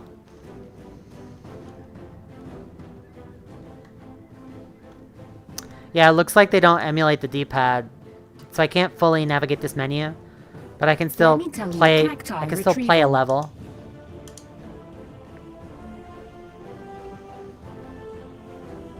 I could just, if I had my Xbox controller with me here in Vancouver, I could just use that wirelessly and hold it while I'm playing this game. That would work fine. There we go. Oh, wow. Man, it's been a while. It's been a while since I played Kittypocalypse. Let's go ahead and... Oh, I have no way to navigate this. Alright. Well, when I get my Xbox controller again, I will play more of these controller-based games from the old days. But yeah, it's like a tower defense game. It's very simple, but I enjoy it. It involves aliens who look like kitties and lasering them and blowing them up.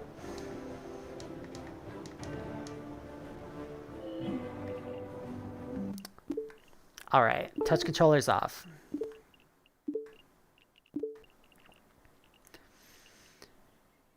Oh, Google Earth VR. There's one that's not available on Quest that I would love to play more.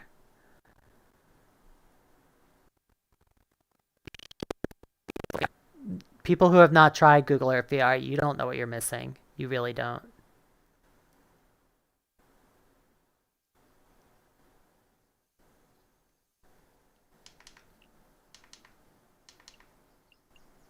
How do I... Why are you not going full screen?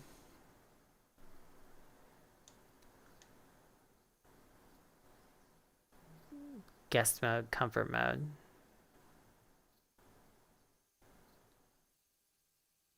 Display mirror. It's kind of weird that it's not coming up.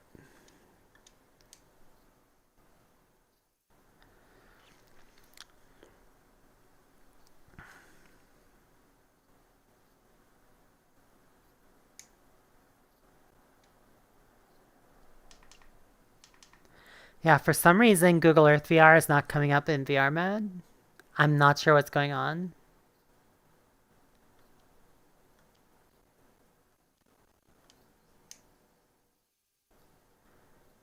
This might be a limitation of this particular app that is just not compatible, which would be very unfortunate.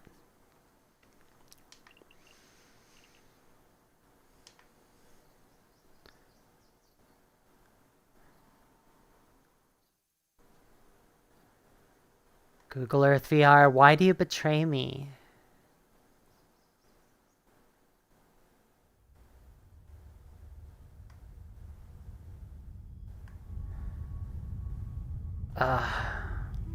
Alright, this is not working. Through Steamvr? Try it through Steamvr? I think you're right. I'm using the Oculus version right now. I don't think that's going to work. I will try it through Steamvr.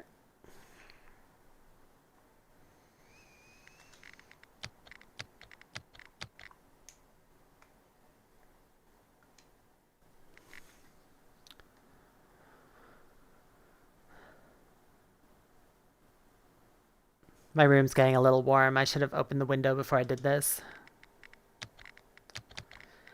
When I'm using my Quest by itself, I usually don't get too warm unless I'm doing a workout game like Beat Saber, because it doesn't produce a ton of heat. But when I'm using my PC running a full screen VR app, puts out a ton of heat.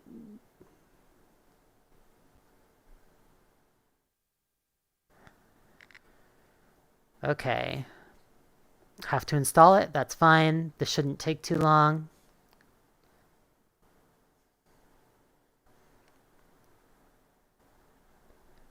All right. It's busy downloading. It's going to take it like 5 minutes, it looks like. And while it's doing that, I'm going to jump into another game. Let's see. Edge of Nowhere. That's another one that never got ported. Chronos is another classic that never got ported to Quest. Catan VR. That's another one. Does that one have touch support? Let me see. I don't believe it does.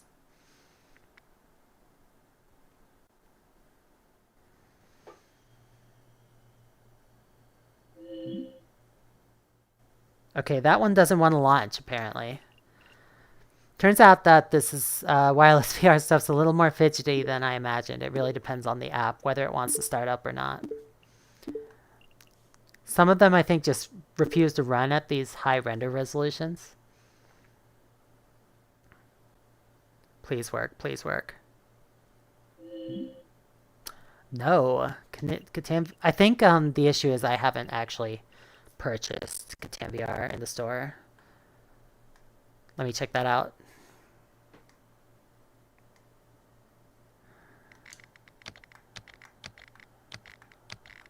That's probably what it is. Oh yeah, I have to actually purchase it.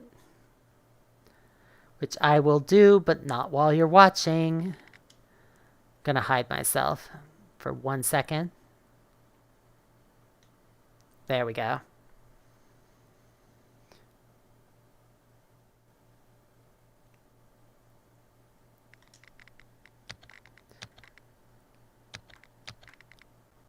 And bye. Catan VR, it's like a port of the classic Settlers of Catan board game to VR. I quite enjoy it. There we go. I think that my Google Earth download finished, but I'm gonna just jump into Catan for a minute. Oh yeah, you can't actually start games from Oculus Home. You have to start them from here, which is fine.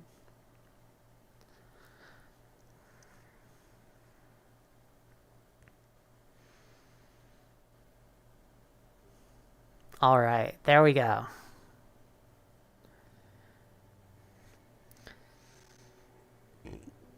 So you can see there's the thief. These are the terrains of all the tiles. You set up little villages at the corners. Also, the entire environment is Catan themed. How do I exit this? Hold on. I'm going to jump out of this for a minute, and I'm going to bring back up the quality, because I think this one can go to max quality. Here we go.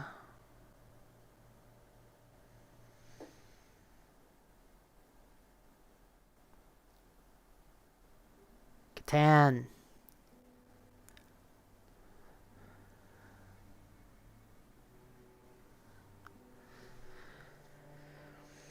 Interestingly, the way that they decided to do this, you don't reach out and move the pieces because you can't actually reach the whole board on the table. It's too big.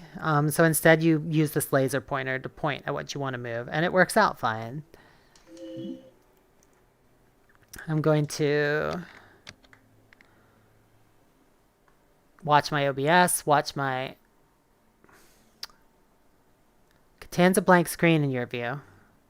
Is it? Let me take another look.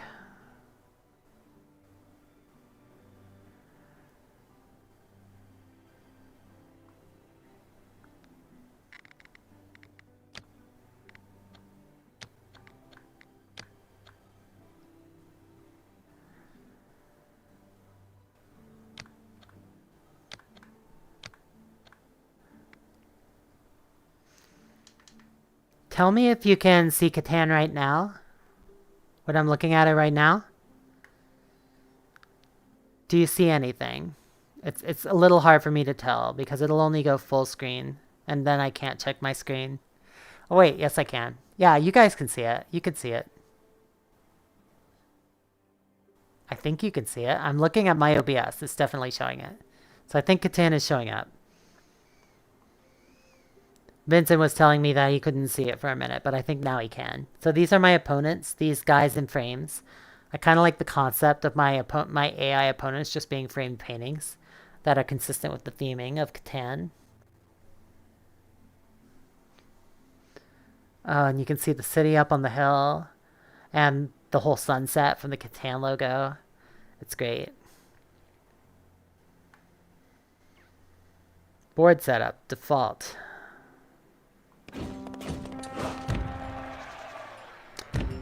Alright, place a settlement. Let's place a settlement.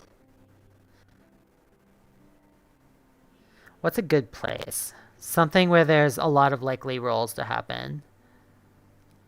Maybe here around 6 and 9. This looks pretty good. There we go. Then I get to place a road. Now the game begins. My opponents are now placing their villages and roads on the board.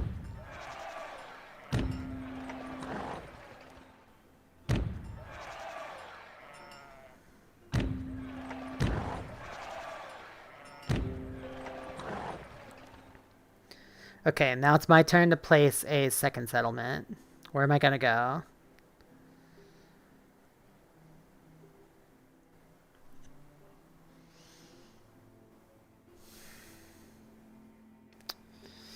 They took a lot of the good spots. I think I'm gonna go...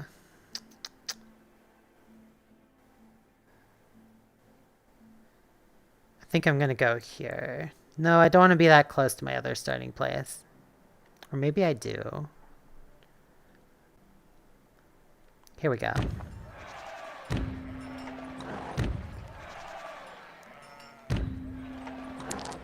Alright, they just rolled the dice.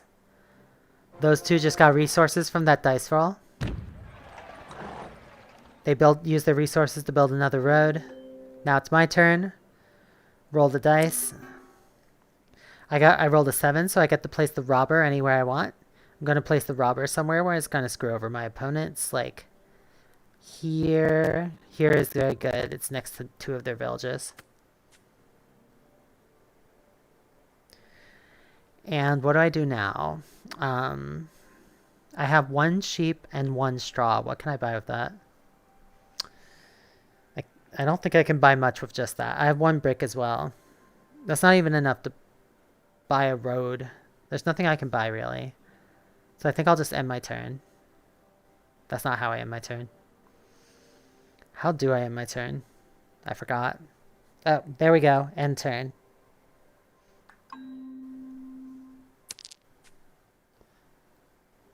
Yay! I got straw. 1 brick for 1 ore. Am I willing to give up a brick for an ore? Not at this stage. Brick is too valuable. Forget it.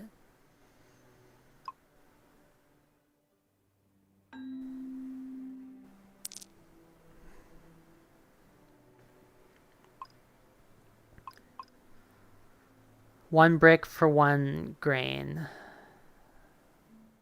Yeah, I'll give you a... Wait a minute. You want a brick for a grain? That's not a good trade. You want 1 grain for 1 brick. I'll do that trade, actually. 1 grain for 1 brick. Oh, I timed out. I have to trade a little faster than that.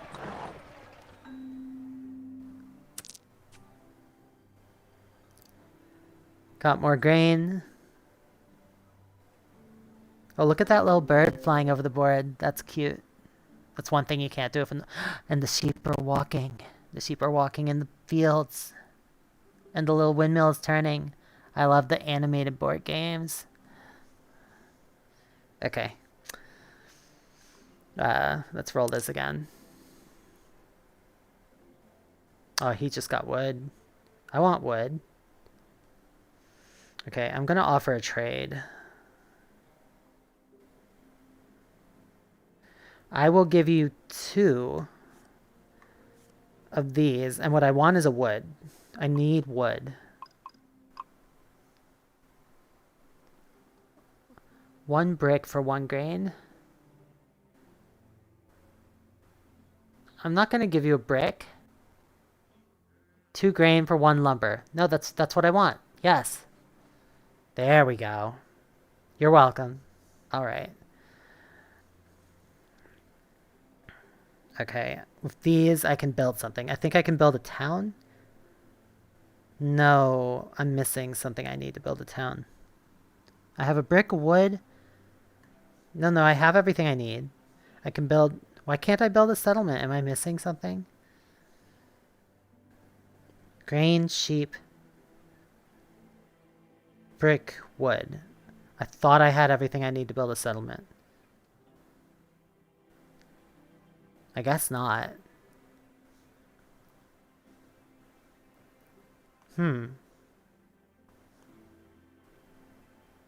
That's... Oh, maybe I have to build a road first. Maybe that's like a rule. Because otherwise there's no place to put my settlement. Yeah, that's probably what it is. There we go. Yeah, that's why it is. Okay. End of turn. I'm getting a little bit of judder with my lateral motion here. I could probably afford to turn down the quality in this game a bit. But it's still very playable.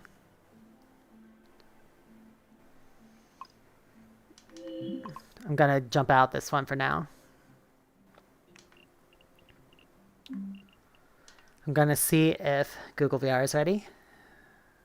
Let's do it. I'm in Steamvr. Now Google VR. Begin. I said begin.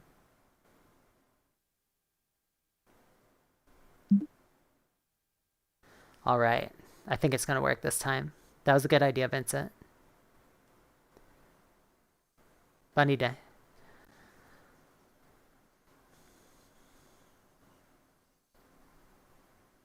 Building Earth. Okay. Yes, here we are. I love Google Earth VR. Just because you get to look around. Like, it takes places from Earth and it uses Google Earth's data to create like a 3D model of it. And then you can stand among the model and feel like you're Godzilla standing in the middle of a real city. Anywhere on Earth, you can go to literally any place on Earth. Not all of them have the 3D elevation data, but a lot of them do. And it updates every day based on their updates in their data.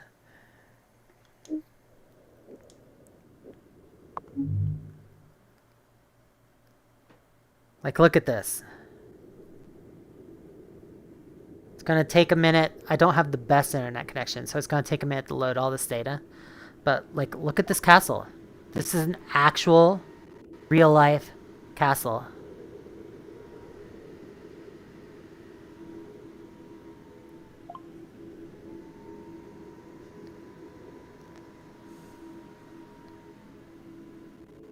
I'm getting a little bit of judder as I move. The tracking's not totally smooth as I move my head around. I'm not sure if that's because it's still loading or because this app is just very demanding.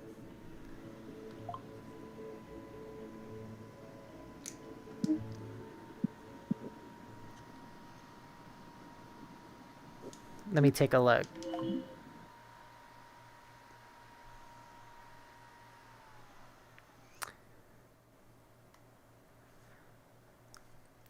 Yeah, I'm not totally sure. I'm going to try lowering the quality and jumping back in there. See if I can get it to look a little smoother. Restart Steamvr. Okay, I'm going to jump down to lower quality. I'm just going to run. So you actually can start games direct. You can't start them from directly from Oculus. You can start them directly from Steam, and that works fine. It automatically starts up Steamvr, drops you in Steamvr, starts the experience.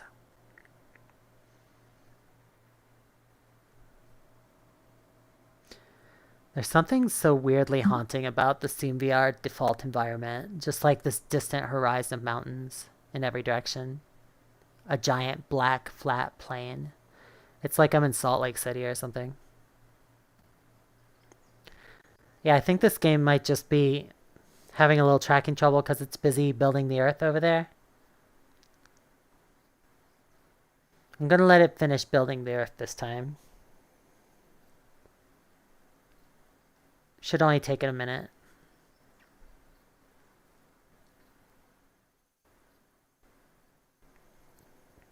I might show you guys the tutorial of Google Earth.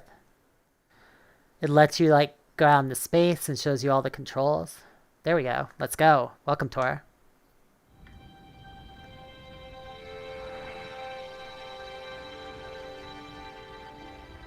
Oh yeah, this is working. Very smooth.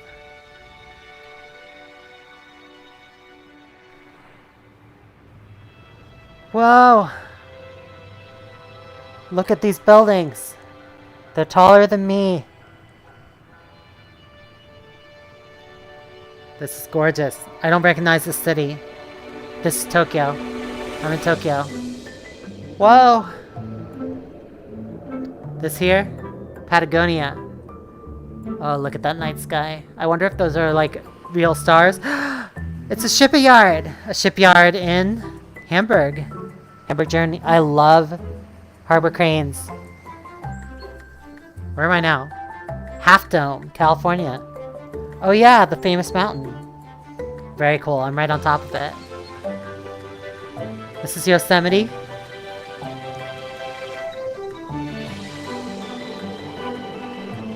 This here, Sierra Nevada mountains. All of California. This is what astronauts see from low Earth orbit. And here's the whole fucking planet. Welcome to Earth. I gotta say, of all the planets I've been to, it's absolutely my favorite.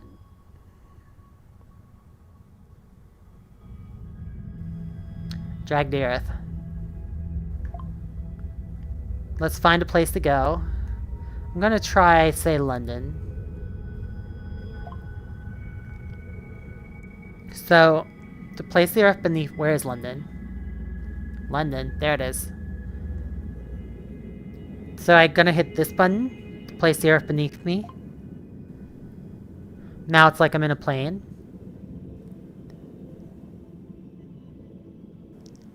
Here comes London. It's loading more detail as I approach the ground.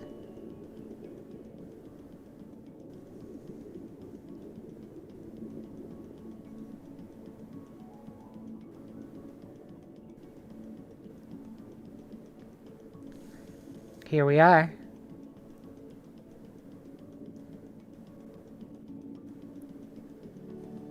We're in London.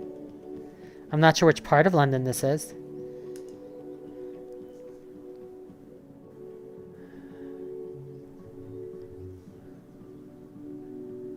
But yeah, the tracking's totally smooth.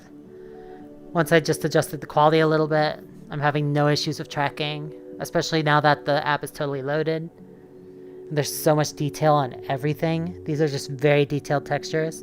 You can see these individual cars. Some of the cars are a little distorted just to the errors in the data. But like, this is wild. Just all these buildings.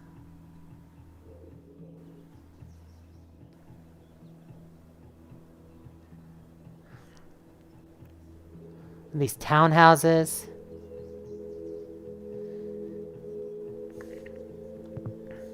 Okay, I'm gonna skip the rest of the tutorial if I can.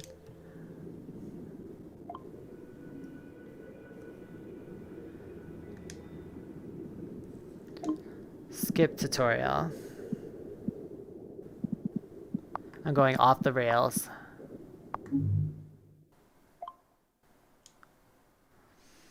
Change the time of day. So now it's sunset. Now it's daytime.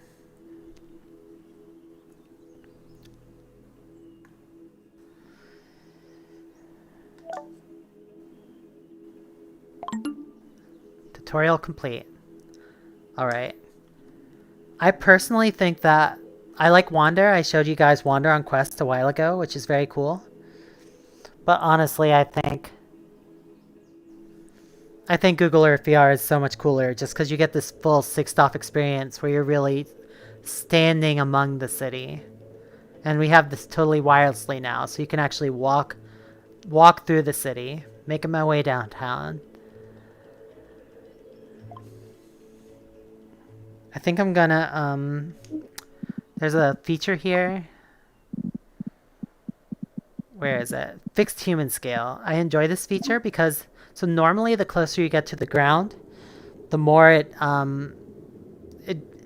makes the buildings first look toy sized, and as you get very close to the ground, they look more real size. With fixed human scale, the scale just corresponds to human size all the time. And I enjoy this mode because it lets me go perch myself on top of buildings and just see what it would look like if I was really standing there. Like here's a roof somewhere in this building in Rio. Did I turn off rotation? I kind of want my rotation back because I'm sitting on my bed now. Yeah, I don't know if this Steam version is designed for room scale, and so I'm not sure if it has rotation. Whoops, it just walked off the edge. Let's not. But yeah, I can look down from here. I can see what the view would look like. Actually, you know where I want to go is, by the way, this is, unlike Wander, which is like a third-party app, this is actually created by Google. It was an early VR app they did. I don't know how much they're maintaining it now. Empire State, this is a building I've actually been up in. So I should be able to get the exact same view if I stand up here.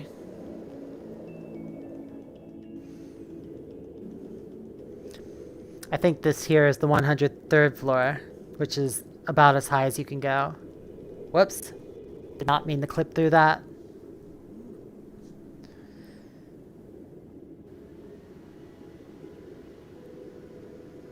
Oh yeah, this is the view. New York.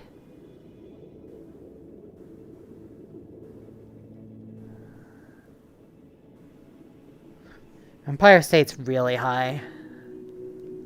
I realize that's a very obvious statement, but it's true.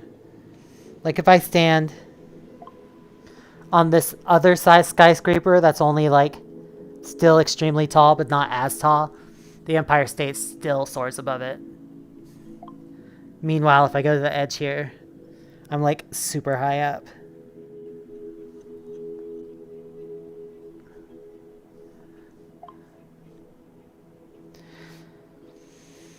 Anywhere you go, you can also look at the Google Street View maps in that location by using this bubble.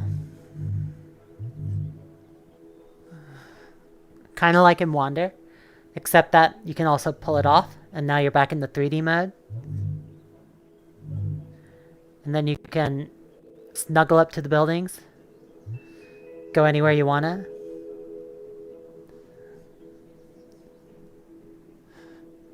This is a nice view right here across from Macy's, with the Empire State behind me.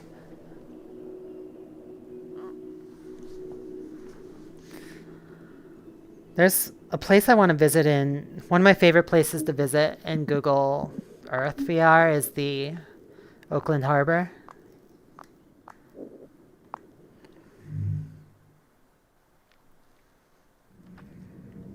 Oakland.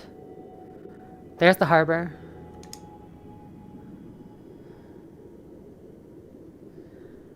Oh, look at this. There's the Bay Bridge. Here's the Oakland Harbor.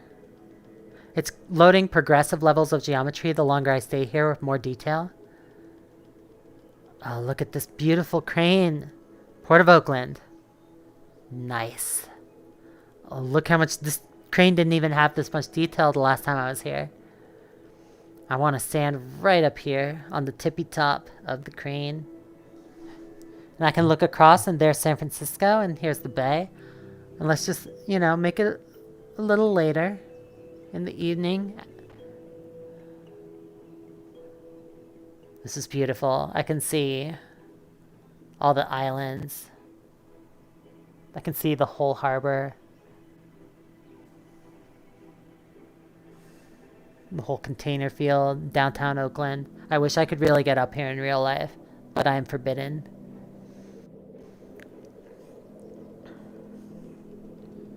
Look at this. There's just a giant Is this just an oil tanker? What is this doing out here? Oh, this is what it really looked like when I was sailing by the harbor cranes in the ferry.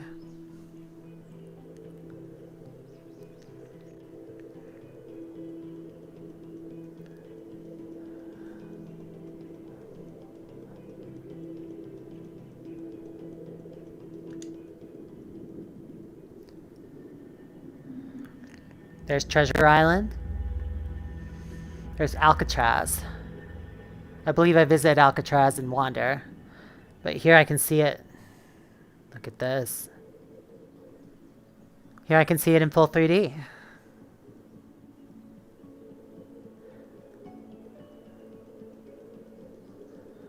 I love Google Earth VR. What does this say? Warning, keep off. Something attempting to something something. Prisoner Gardens. Nice. Oh, there's the Golden Gate Bridge. Yep, there it is in 3D. Whoops, I got my face rotated in a weird direction. Let's try that again. There we go. Golden Gate Bridge. You can see it's actually in 3D here. I can look around it. Here is the Presidio. The Presidio is this beautiful park down by the bridge. There's this beach right here by the bridge.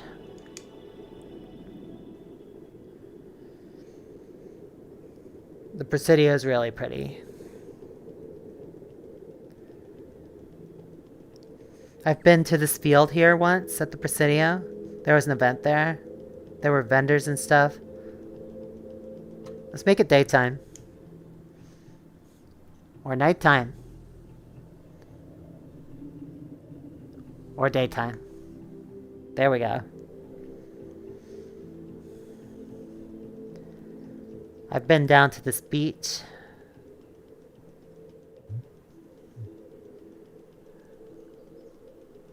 You can see the city over there.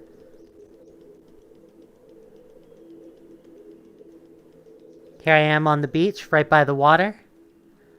Looking up the Golden Gate Bridge. And there we go. There's a view from about the same position.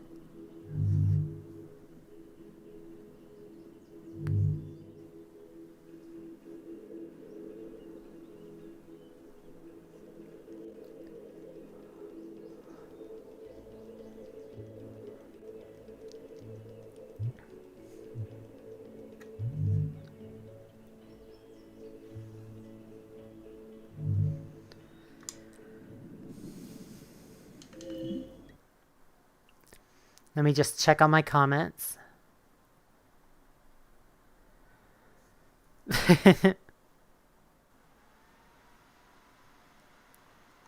Oh yeah, you guys can actually hear the microphone picking up my PC fans ramping.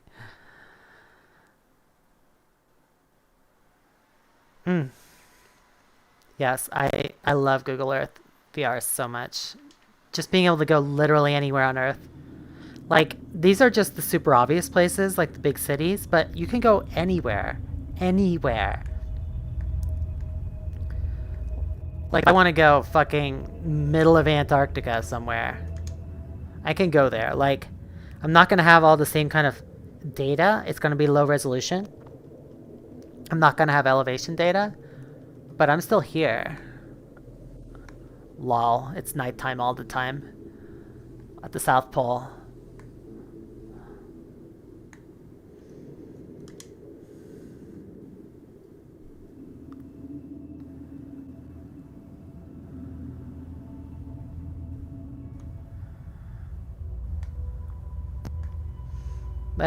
Oh, I like how the lights turn on when it goes into shadow. That's very cool. Okay, where do I want to go on Earth? Whoops, I accidentally turned the planet upside down. Sorry, everybody.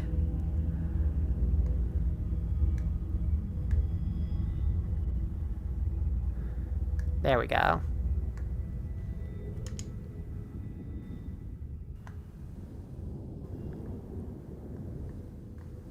I'm actually high enough that I still see space even if it's daytime. There we go. Out here in the middle of the ocean, you don't see much except for blue. But I can go to a lot of places. Like, how about I go here to the middle of the Rocky Mountains somewhere?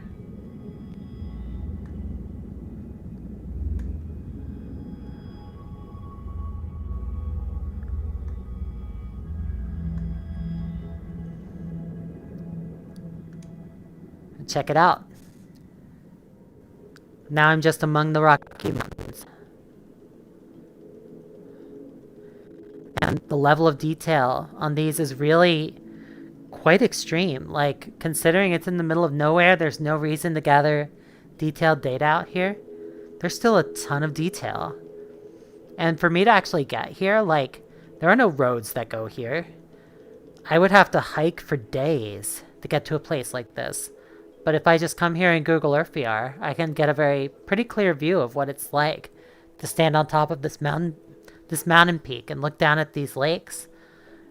Like, this is, honestly, if I stood here and took a photo, it would look a lot like what I'm seeing right now from this peak without any of the work of actually hiking up this mountain, which is really cool.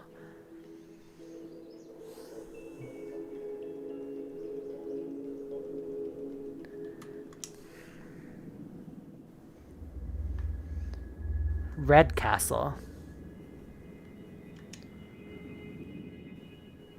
What's the deal with Red Castle? I kind of want to visit a forest. I bet I could find a good forest to visit. Wilson Peak. Here's a forest. Let's go to the forest. I can't really go beneath the trees because the satellites can't see there, but I can definitely go right over the trees. I'm actually in the shadow of the mountains now. So these trees are looking a little bit flat because we don't really have height data in this region. We have elevation data, but we don't really have the 3D maps. But if I go to somewhere else, like, I don't know, let's say somewhere where they record that kind of data, somewhere near a city. How about the Black Forest in Germany?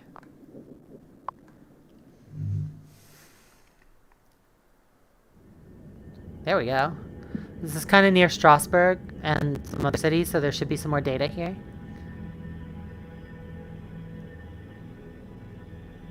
Now we're talking.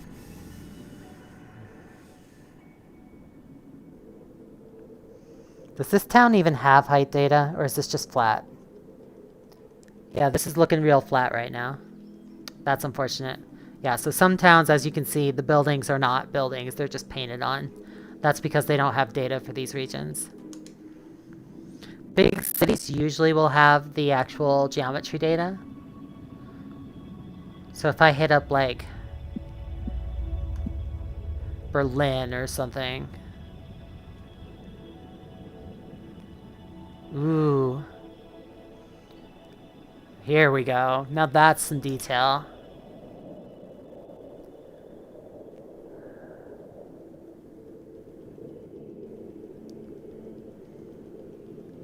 So I'm now in the middle of Berlin, in the middle of this giant park, which I do not recognize. Innenstadt. And you can see there's a ton of detail on these trees. And I can stand here in this little park area. And the trees do not have a lot of geometric detail. Like, you can definitely tell that these are not being picked up in great accuracy. But if I take a look here, I can see what it looks like to stand here. Wow. Pretty. And look at all these leaves. I've never seen a blanket of leaves this big. Germany is cool.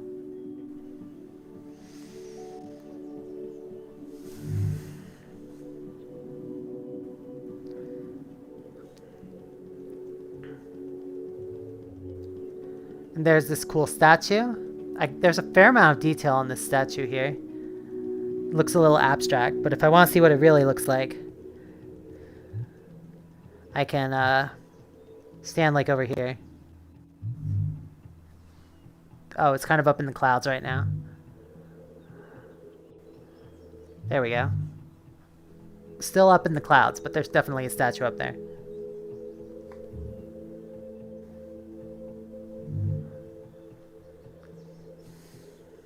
What's this statue over here?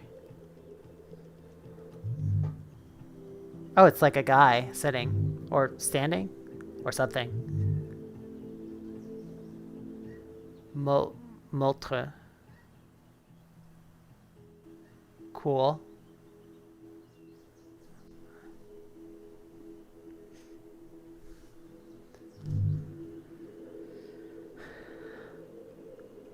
Alright, that's enough Google Earth VR for now. But I do love this app. I'm gonna skip exiting it and just exit in Steamvr. Exit Steamvr. I guess that didn't really exit it, did it? Oh, it did. Okay, good. That's what I wanted. Just took it a second. There's a bunch of old Rift apps here that never got ported to Quest. There's Henry, Lost, like all of the Oculus Studios titles. Dear Angelica, Henry, Lost. And I bet they would still look amazing, even more amazing, on the Quest 2. Let's check one of them out.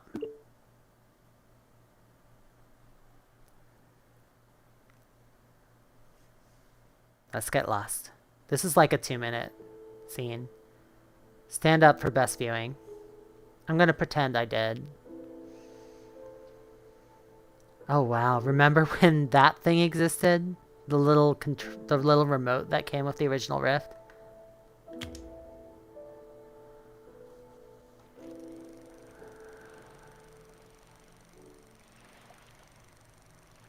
I miss Oculus Studios. They made so much cool stuff.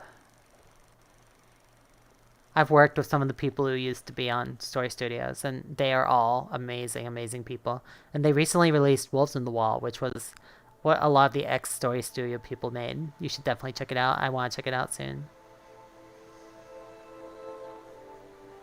Hi there, little firefly.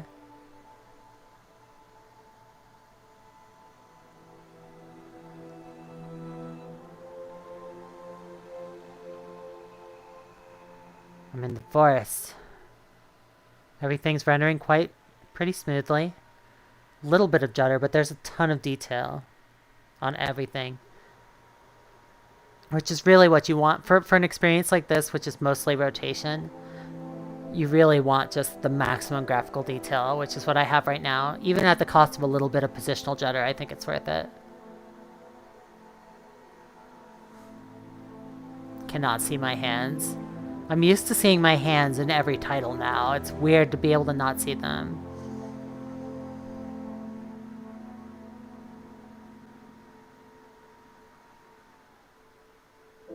Lost. Well,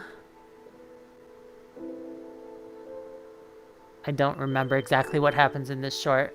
Ooh, look at that moon. What was that? What? What are you? What the fuck? Whoa! Hi! Hello, giant hand. Giant robot hand. Do you know the giant robot hands in Windlands? I think you would get along.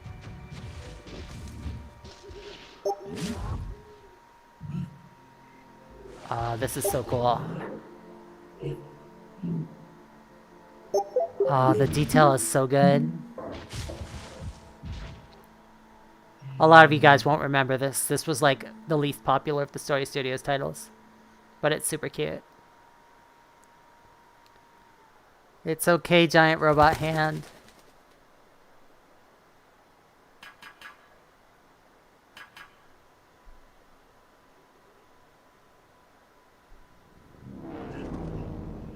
Who's there?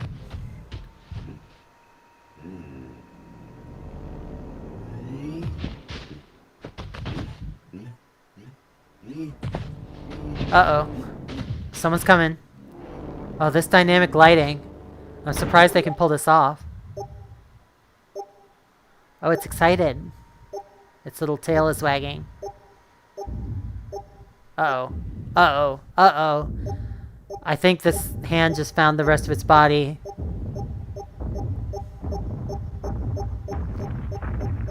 Yup. Yup. Yup. This is giving me very Iron Giant vibes. Whoa! Hi! Whoa!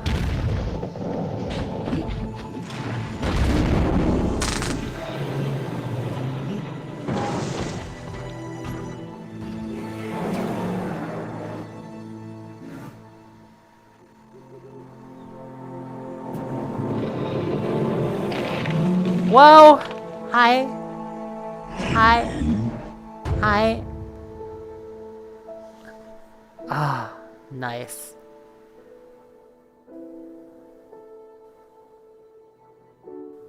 Oh yeah, I've met a number of these people. Goro is like the Quill guy. Chris Horn was on the Spaces team. That was awesome.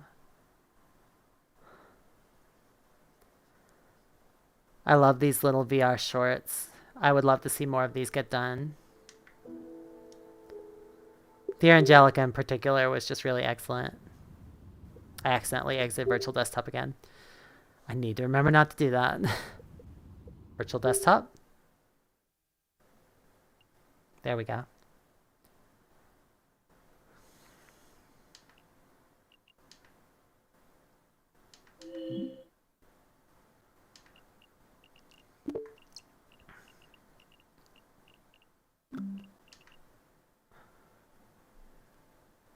Hi, Just Me Connor.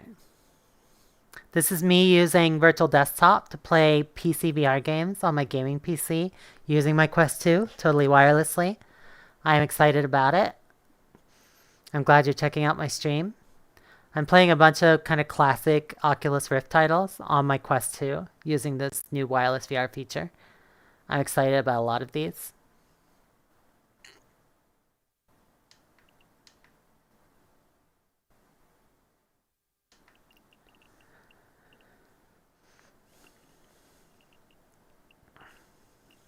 Let's see.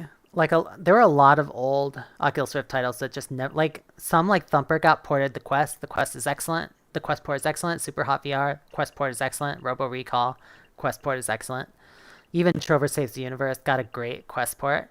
But a lot of these just never got ported, or like the VR chat port, like it's nowhere near as good as the PC version.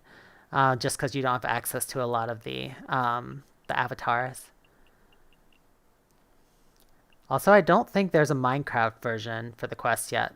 Also, okay, this is just me, but there's this game called Mahjong Vr, which is a tile matching game, and I loved it. I would play it for hours.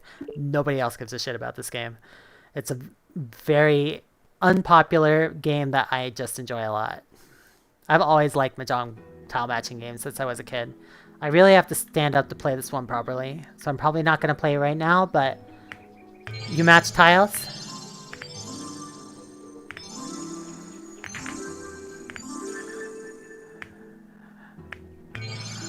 Oh shit. So normally I would stand up and have better access to this board.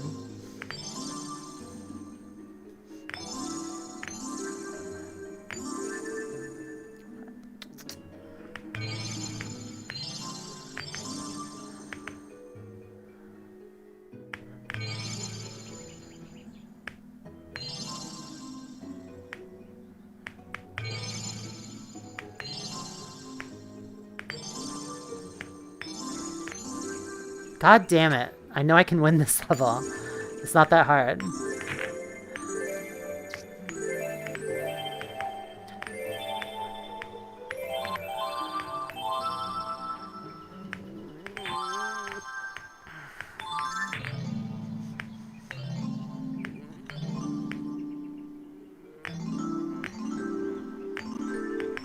There we go.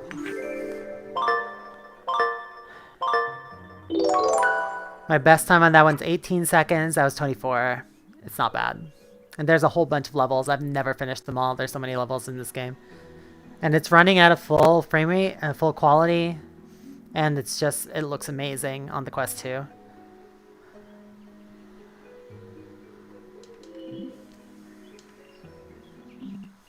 Lunar Flight's another classic one. I believe this one's going to require the...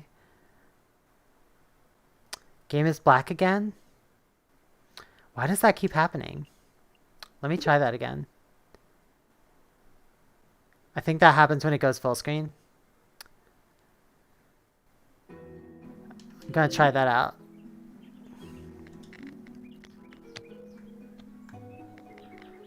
There we go. Okay. Yeah, now you can see it. This is Mahjong Vr. It's just a tile matching game. I assume the screen was black and you couldn't see what I was doing. So I'm going to show you one more time. I think I'm going to sit up a bit. I might be going out the camera view. That's okay.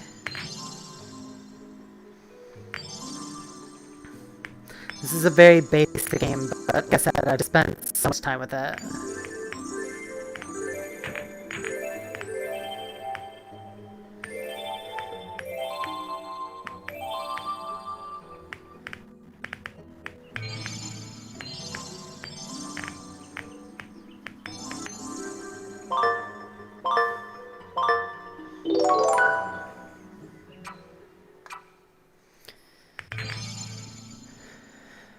Some of you who have watched my other streams will remember this game because I played it so much. Nobody else cares about this game. It's never gotten the port to Quest. I don't think it ever will. But I love it. I honestly love it. I gave them a 5-star review. Now what?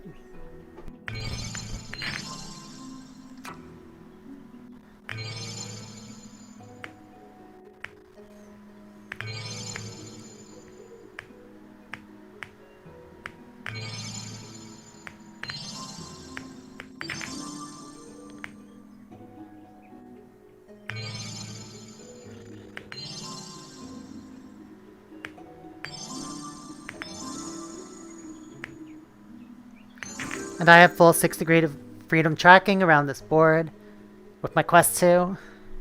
Just a little bit of judder. It's looking very good.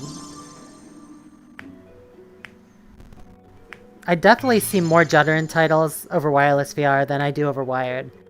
So it's not perfect, but being wireless is amazing nevertheless.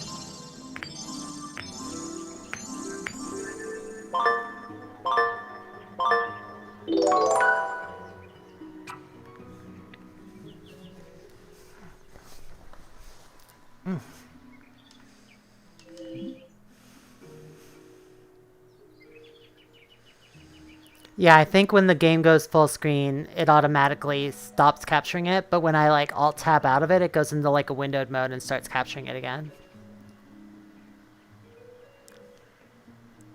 Okay, what am I doing? Lunar Flight is another classic one. I think this one is going to require me to... This was never ported to Quest. As far as I know, there's no plans to. The original author is doing something different now.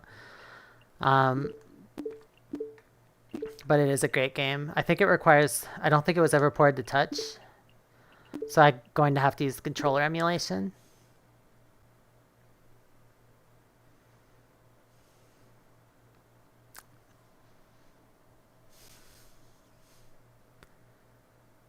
Lunar Flight, please work. There we go.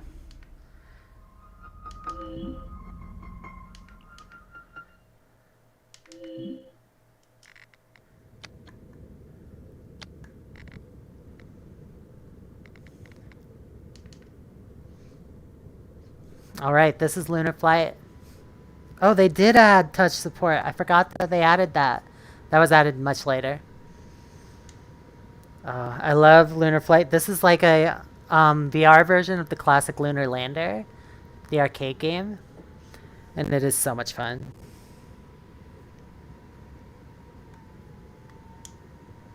Begin. Hide chip.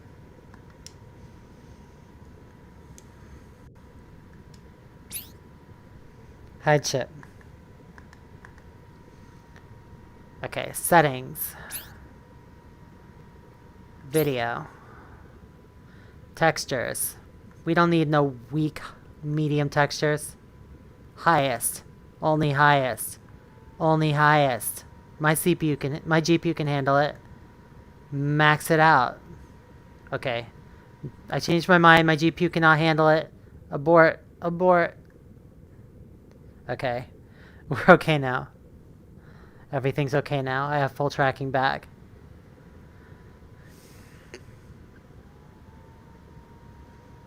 Terrain. Alright.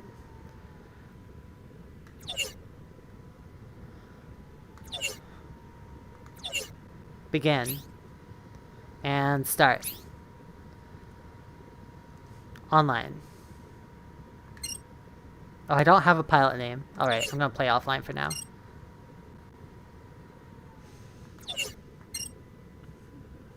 I'm gonna put my usual username.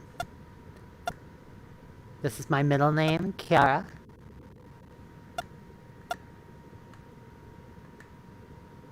I guess I need a password. I don't know. A, B, C. Connection failed. I didn't ask you to make a connection. I asked you to play offline. Uh-oh.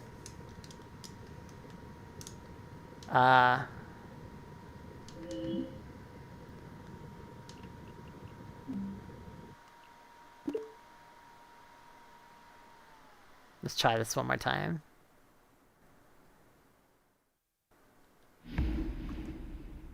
I love these particle effects. The guy who makes this, his last name is Shav, so Shavsoft. Start. Offline. Okay, now it's working properly.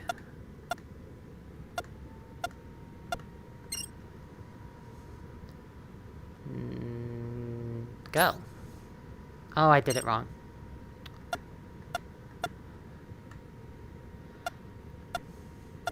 They changed some things since the previous version. Okay, and go. Go. Load. And play. Let's do it. See if I remember how to do Lunar Flight. Okay, so the deal is, I'm on the moon. I'm just literally on the fucking moon. And I'm in this Lunar Flight unit. And I have to successfully navigate this lunar craft from one landing base to another, using a limited amount of fuel, controlling my momentum, trying not to die.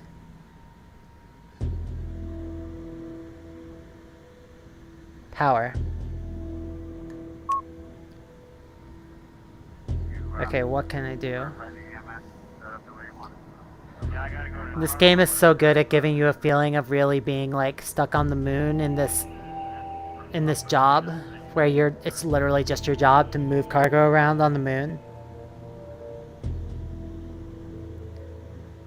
All right, next.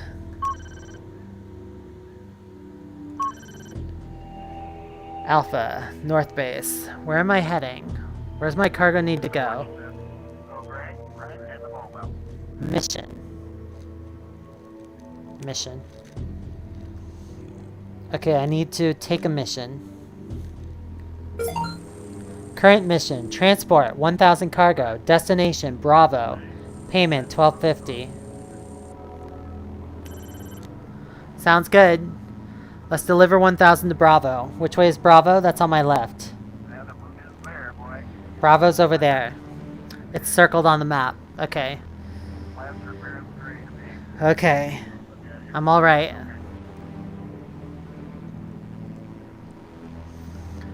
It's hard to believe this game still works after all this time. This was, I think, one of the old ones I played on, like, the DK2, DK1.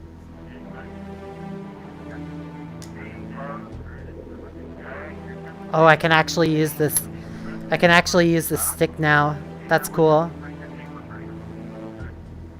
I haven't really played this since touch support was added. Okay, getting faster.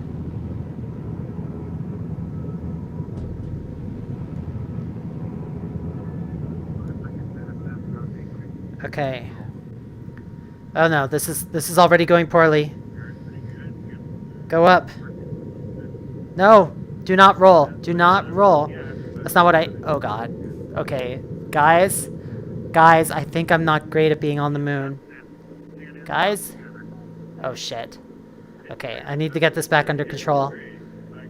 Oh, this is very bad. This is probably the worst outcome.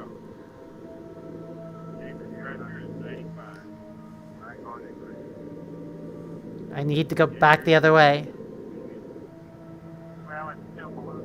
This is not getting me any closer to my destination. I'm out of control. I need to get my roll under control. And now I'm about to hit the ground. That's not great. Well. Just when I thought I remembered how to do a simple mission in Lunar Flight.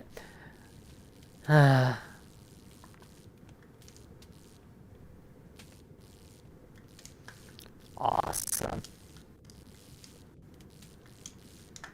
Alright, I get the point. Let's keep moving.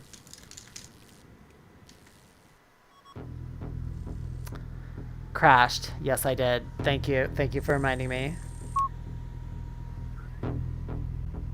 Mission. Ooh, I hate lost cargo missions. I hate them. They're so hard. Transport. Charlie. Okay, Charlie's straight ahead. That's the one straight ahead. I feel like I should be able to get there. Let's go up a bit easier this time.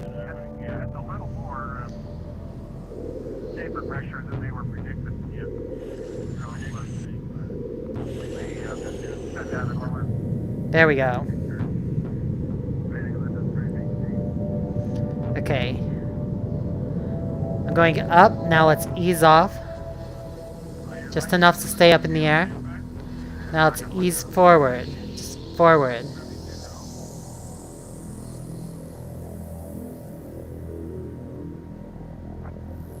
Okay, I'm pitching.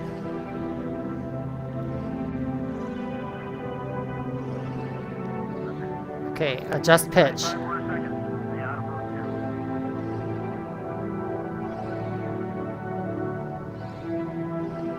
Adjust pitch.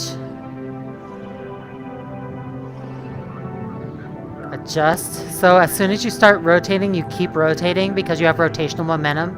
It's part of what makes this so hard. Oh no, I've developed a small amount of roll. That's not good.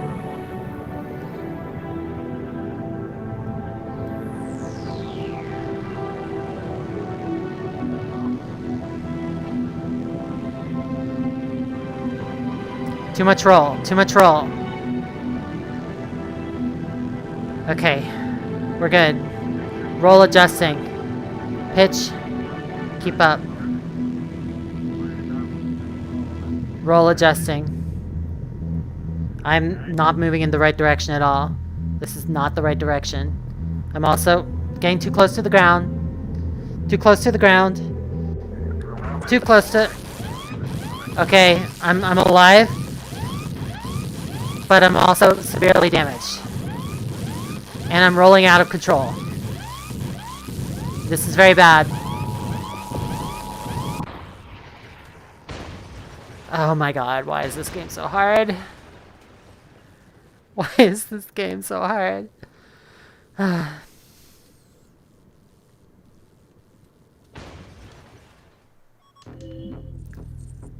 Hold on, I'm not sure if you guys can see what I'm doing.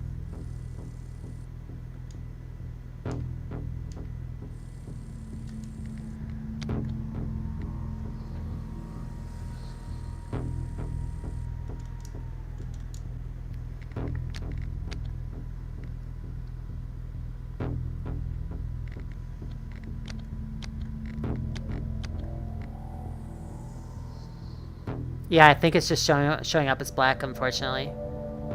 Okay, well, you're just gonna have to trust me that I was crashing like a lot.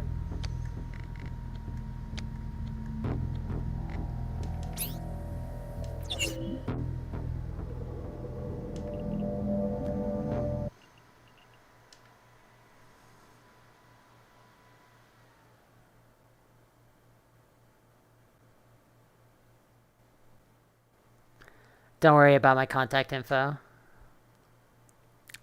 Yeah, I don't see any way to run that particular game in windowed mode, but I was able to play it.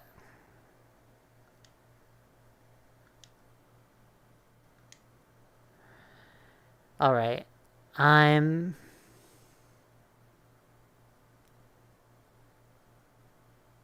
going to go ahead and let's see if there's something else I can play.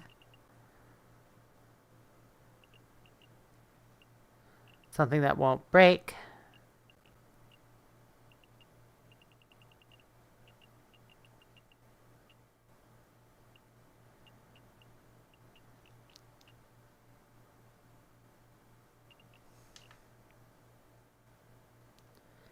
Yep.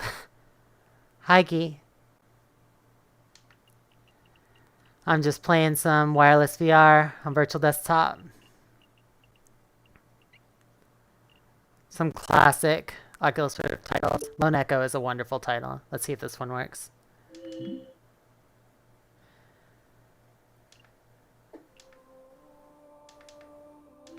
I know it's full screen. Hold on.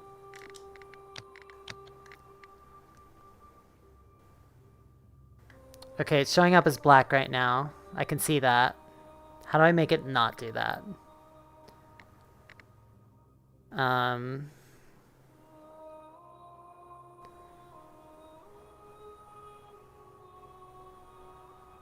Ooh, that's cool.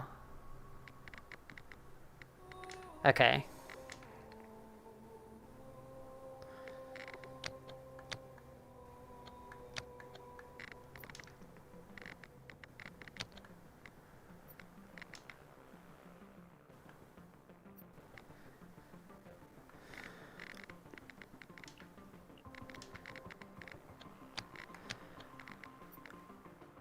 Yeah, unfortunately I can't get this one to show up.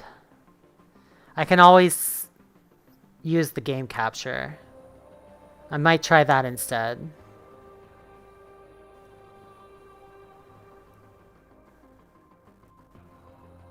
Let's see here. Let me go.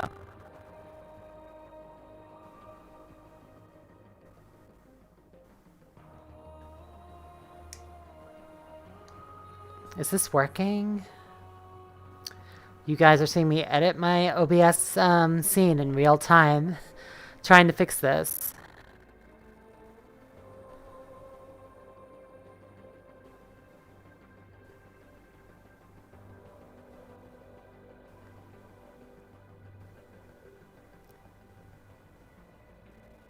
I don't know how to capture this.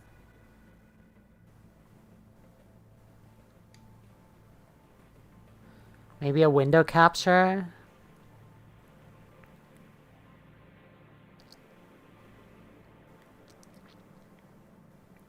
Okay, this looks promising. But it's covering the whole video now. That's not what I wanted. So I'm just gonna copy transformation.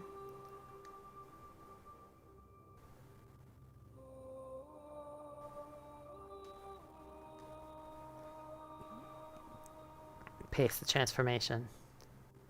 Okay, that's not quite working either.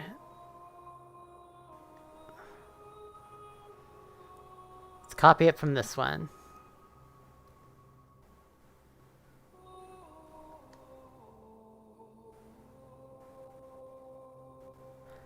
Okay, that's getting there. But it's still not right. I might have to just give up on Lone Echo for now until I can sort out how to record it with OBS. I can play the game. It shows up fine in my headset. But it just doesn't show up in OBS right now.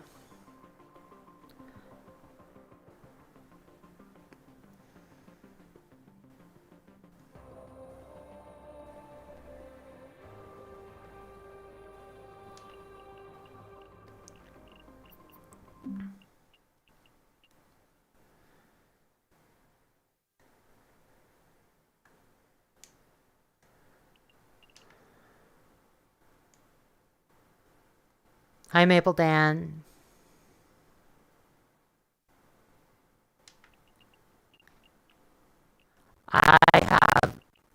into VR since I was a kid in the 90s. I went to like Dactyl Nightmare at the mall and stuff. But I got back into it with the launch of the DK1. That's when I started my channel. And then I became an engineer in the VR space. I've been working at Facebook for the last few years on some VR stuff, although nothing too exciting. I'm kind of working on some developer experience, back-end test infrastructure stuff. What else can I play here? Pierhead Arcade. I haven't been in that in forever. Rescuities. Ooh, Senza Peso. There's an experience I have not tried in a long time. Let's see if this works. Oh yeah, this one's windowed. I think it's gonna work. Oh, is this in SteamVR? Okay.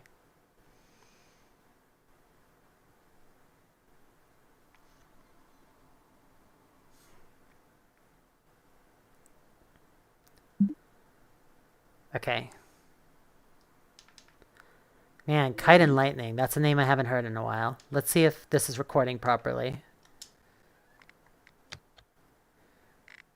It is not. It is not recording properly at all. That's unfortunate. Okay, I need a plan. Is there anything I can do? I don't think there is.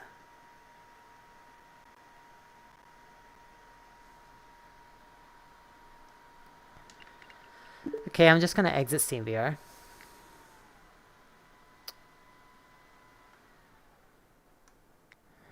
Alright.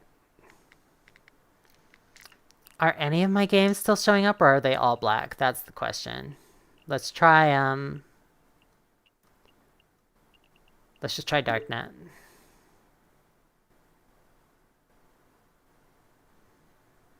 I might have gotten the system into a bad state.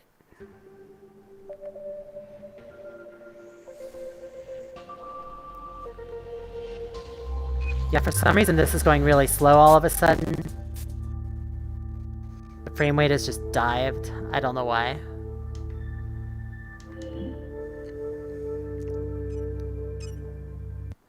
It is streaming it, but my frame rate just took a big dive. Yeah, I could capture the mirror window, and I could set that up, but I just don't want to do it on stream. It would take too much time. And for some reason, my machine's now gotten into a state where the wireless VR is a bit slow. I think it's, I might need to restart it, or I might need to restart the router. Normally, Darknet's very smooth, and I had just a little trouble with it this time. I think I'm going to go ahead and take a break for now. And because I've been through a bunch of games, I've been at this for a while, but I really appreciate everyone showing up. And let me know any particular titles you want to see on the Quest 2 or any of the PCVR titles. I definitely want to get around to Half-Life Alyx. That's one thing I've really been putting off. And I can absolutely play that over wireless VR and virtual desktop. I'm going to make sure I figure out the black screen thing for the future so that I'll be able to stream those games. And yeah, I don't know what's hogging all the resources exactly. Because it was definitely working earlier without it. It was super smooth. So I think I've gotten things into a bad state at some point. But yeah, let me know anything you want to see me play. And I'm going to sign off for now. Thanks everyone for making it. And I'm so excited about wireless VR and being able to play all my favorite PC VR classic titles without having to worry about wires anymore. And to have it in this super high resolution screen of the Quest 2 using Wi-Fi 6. That is all for today. Everybody have a great day. That's not what I say. Everybody have a great every day.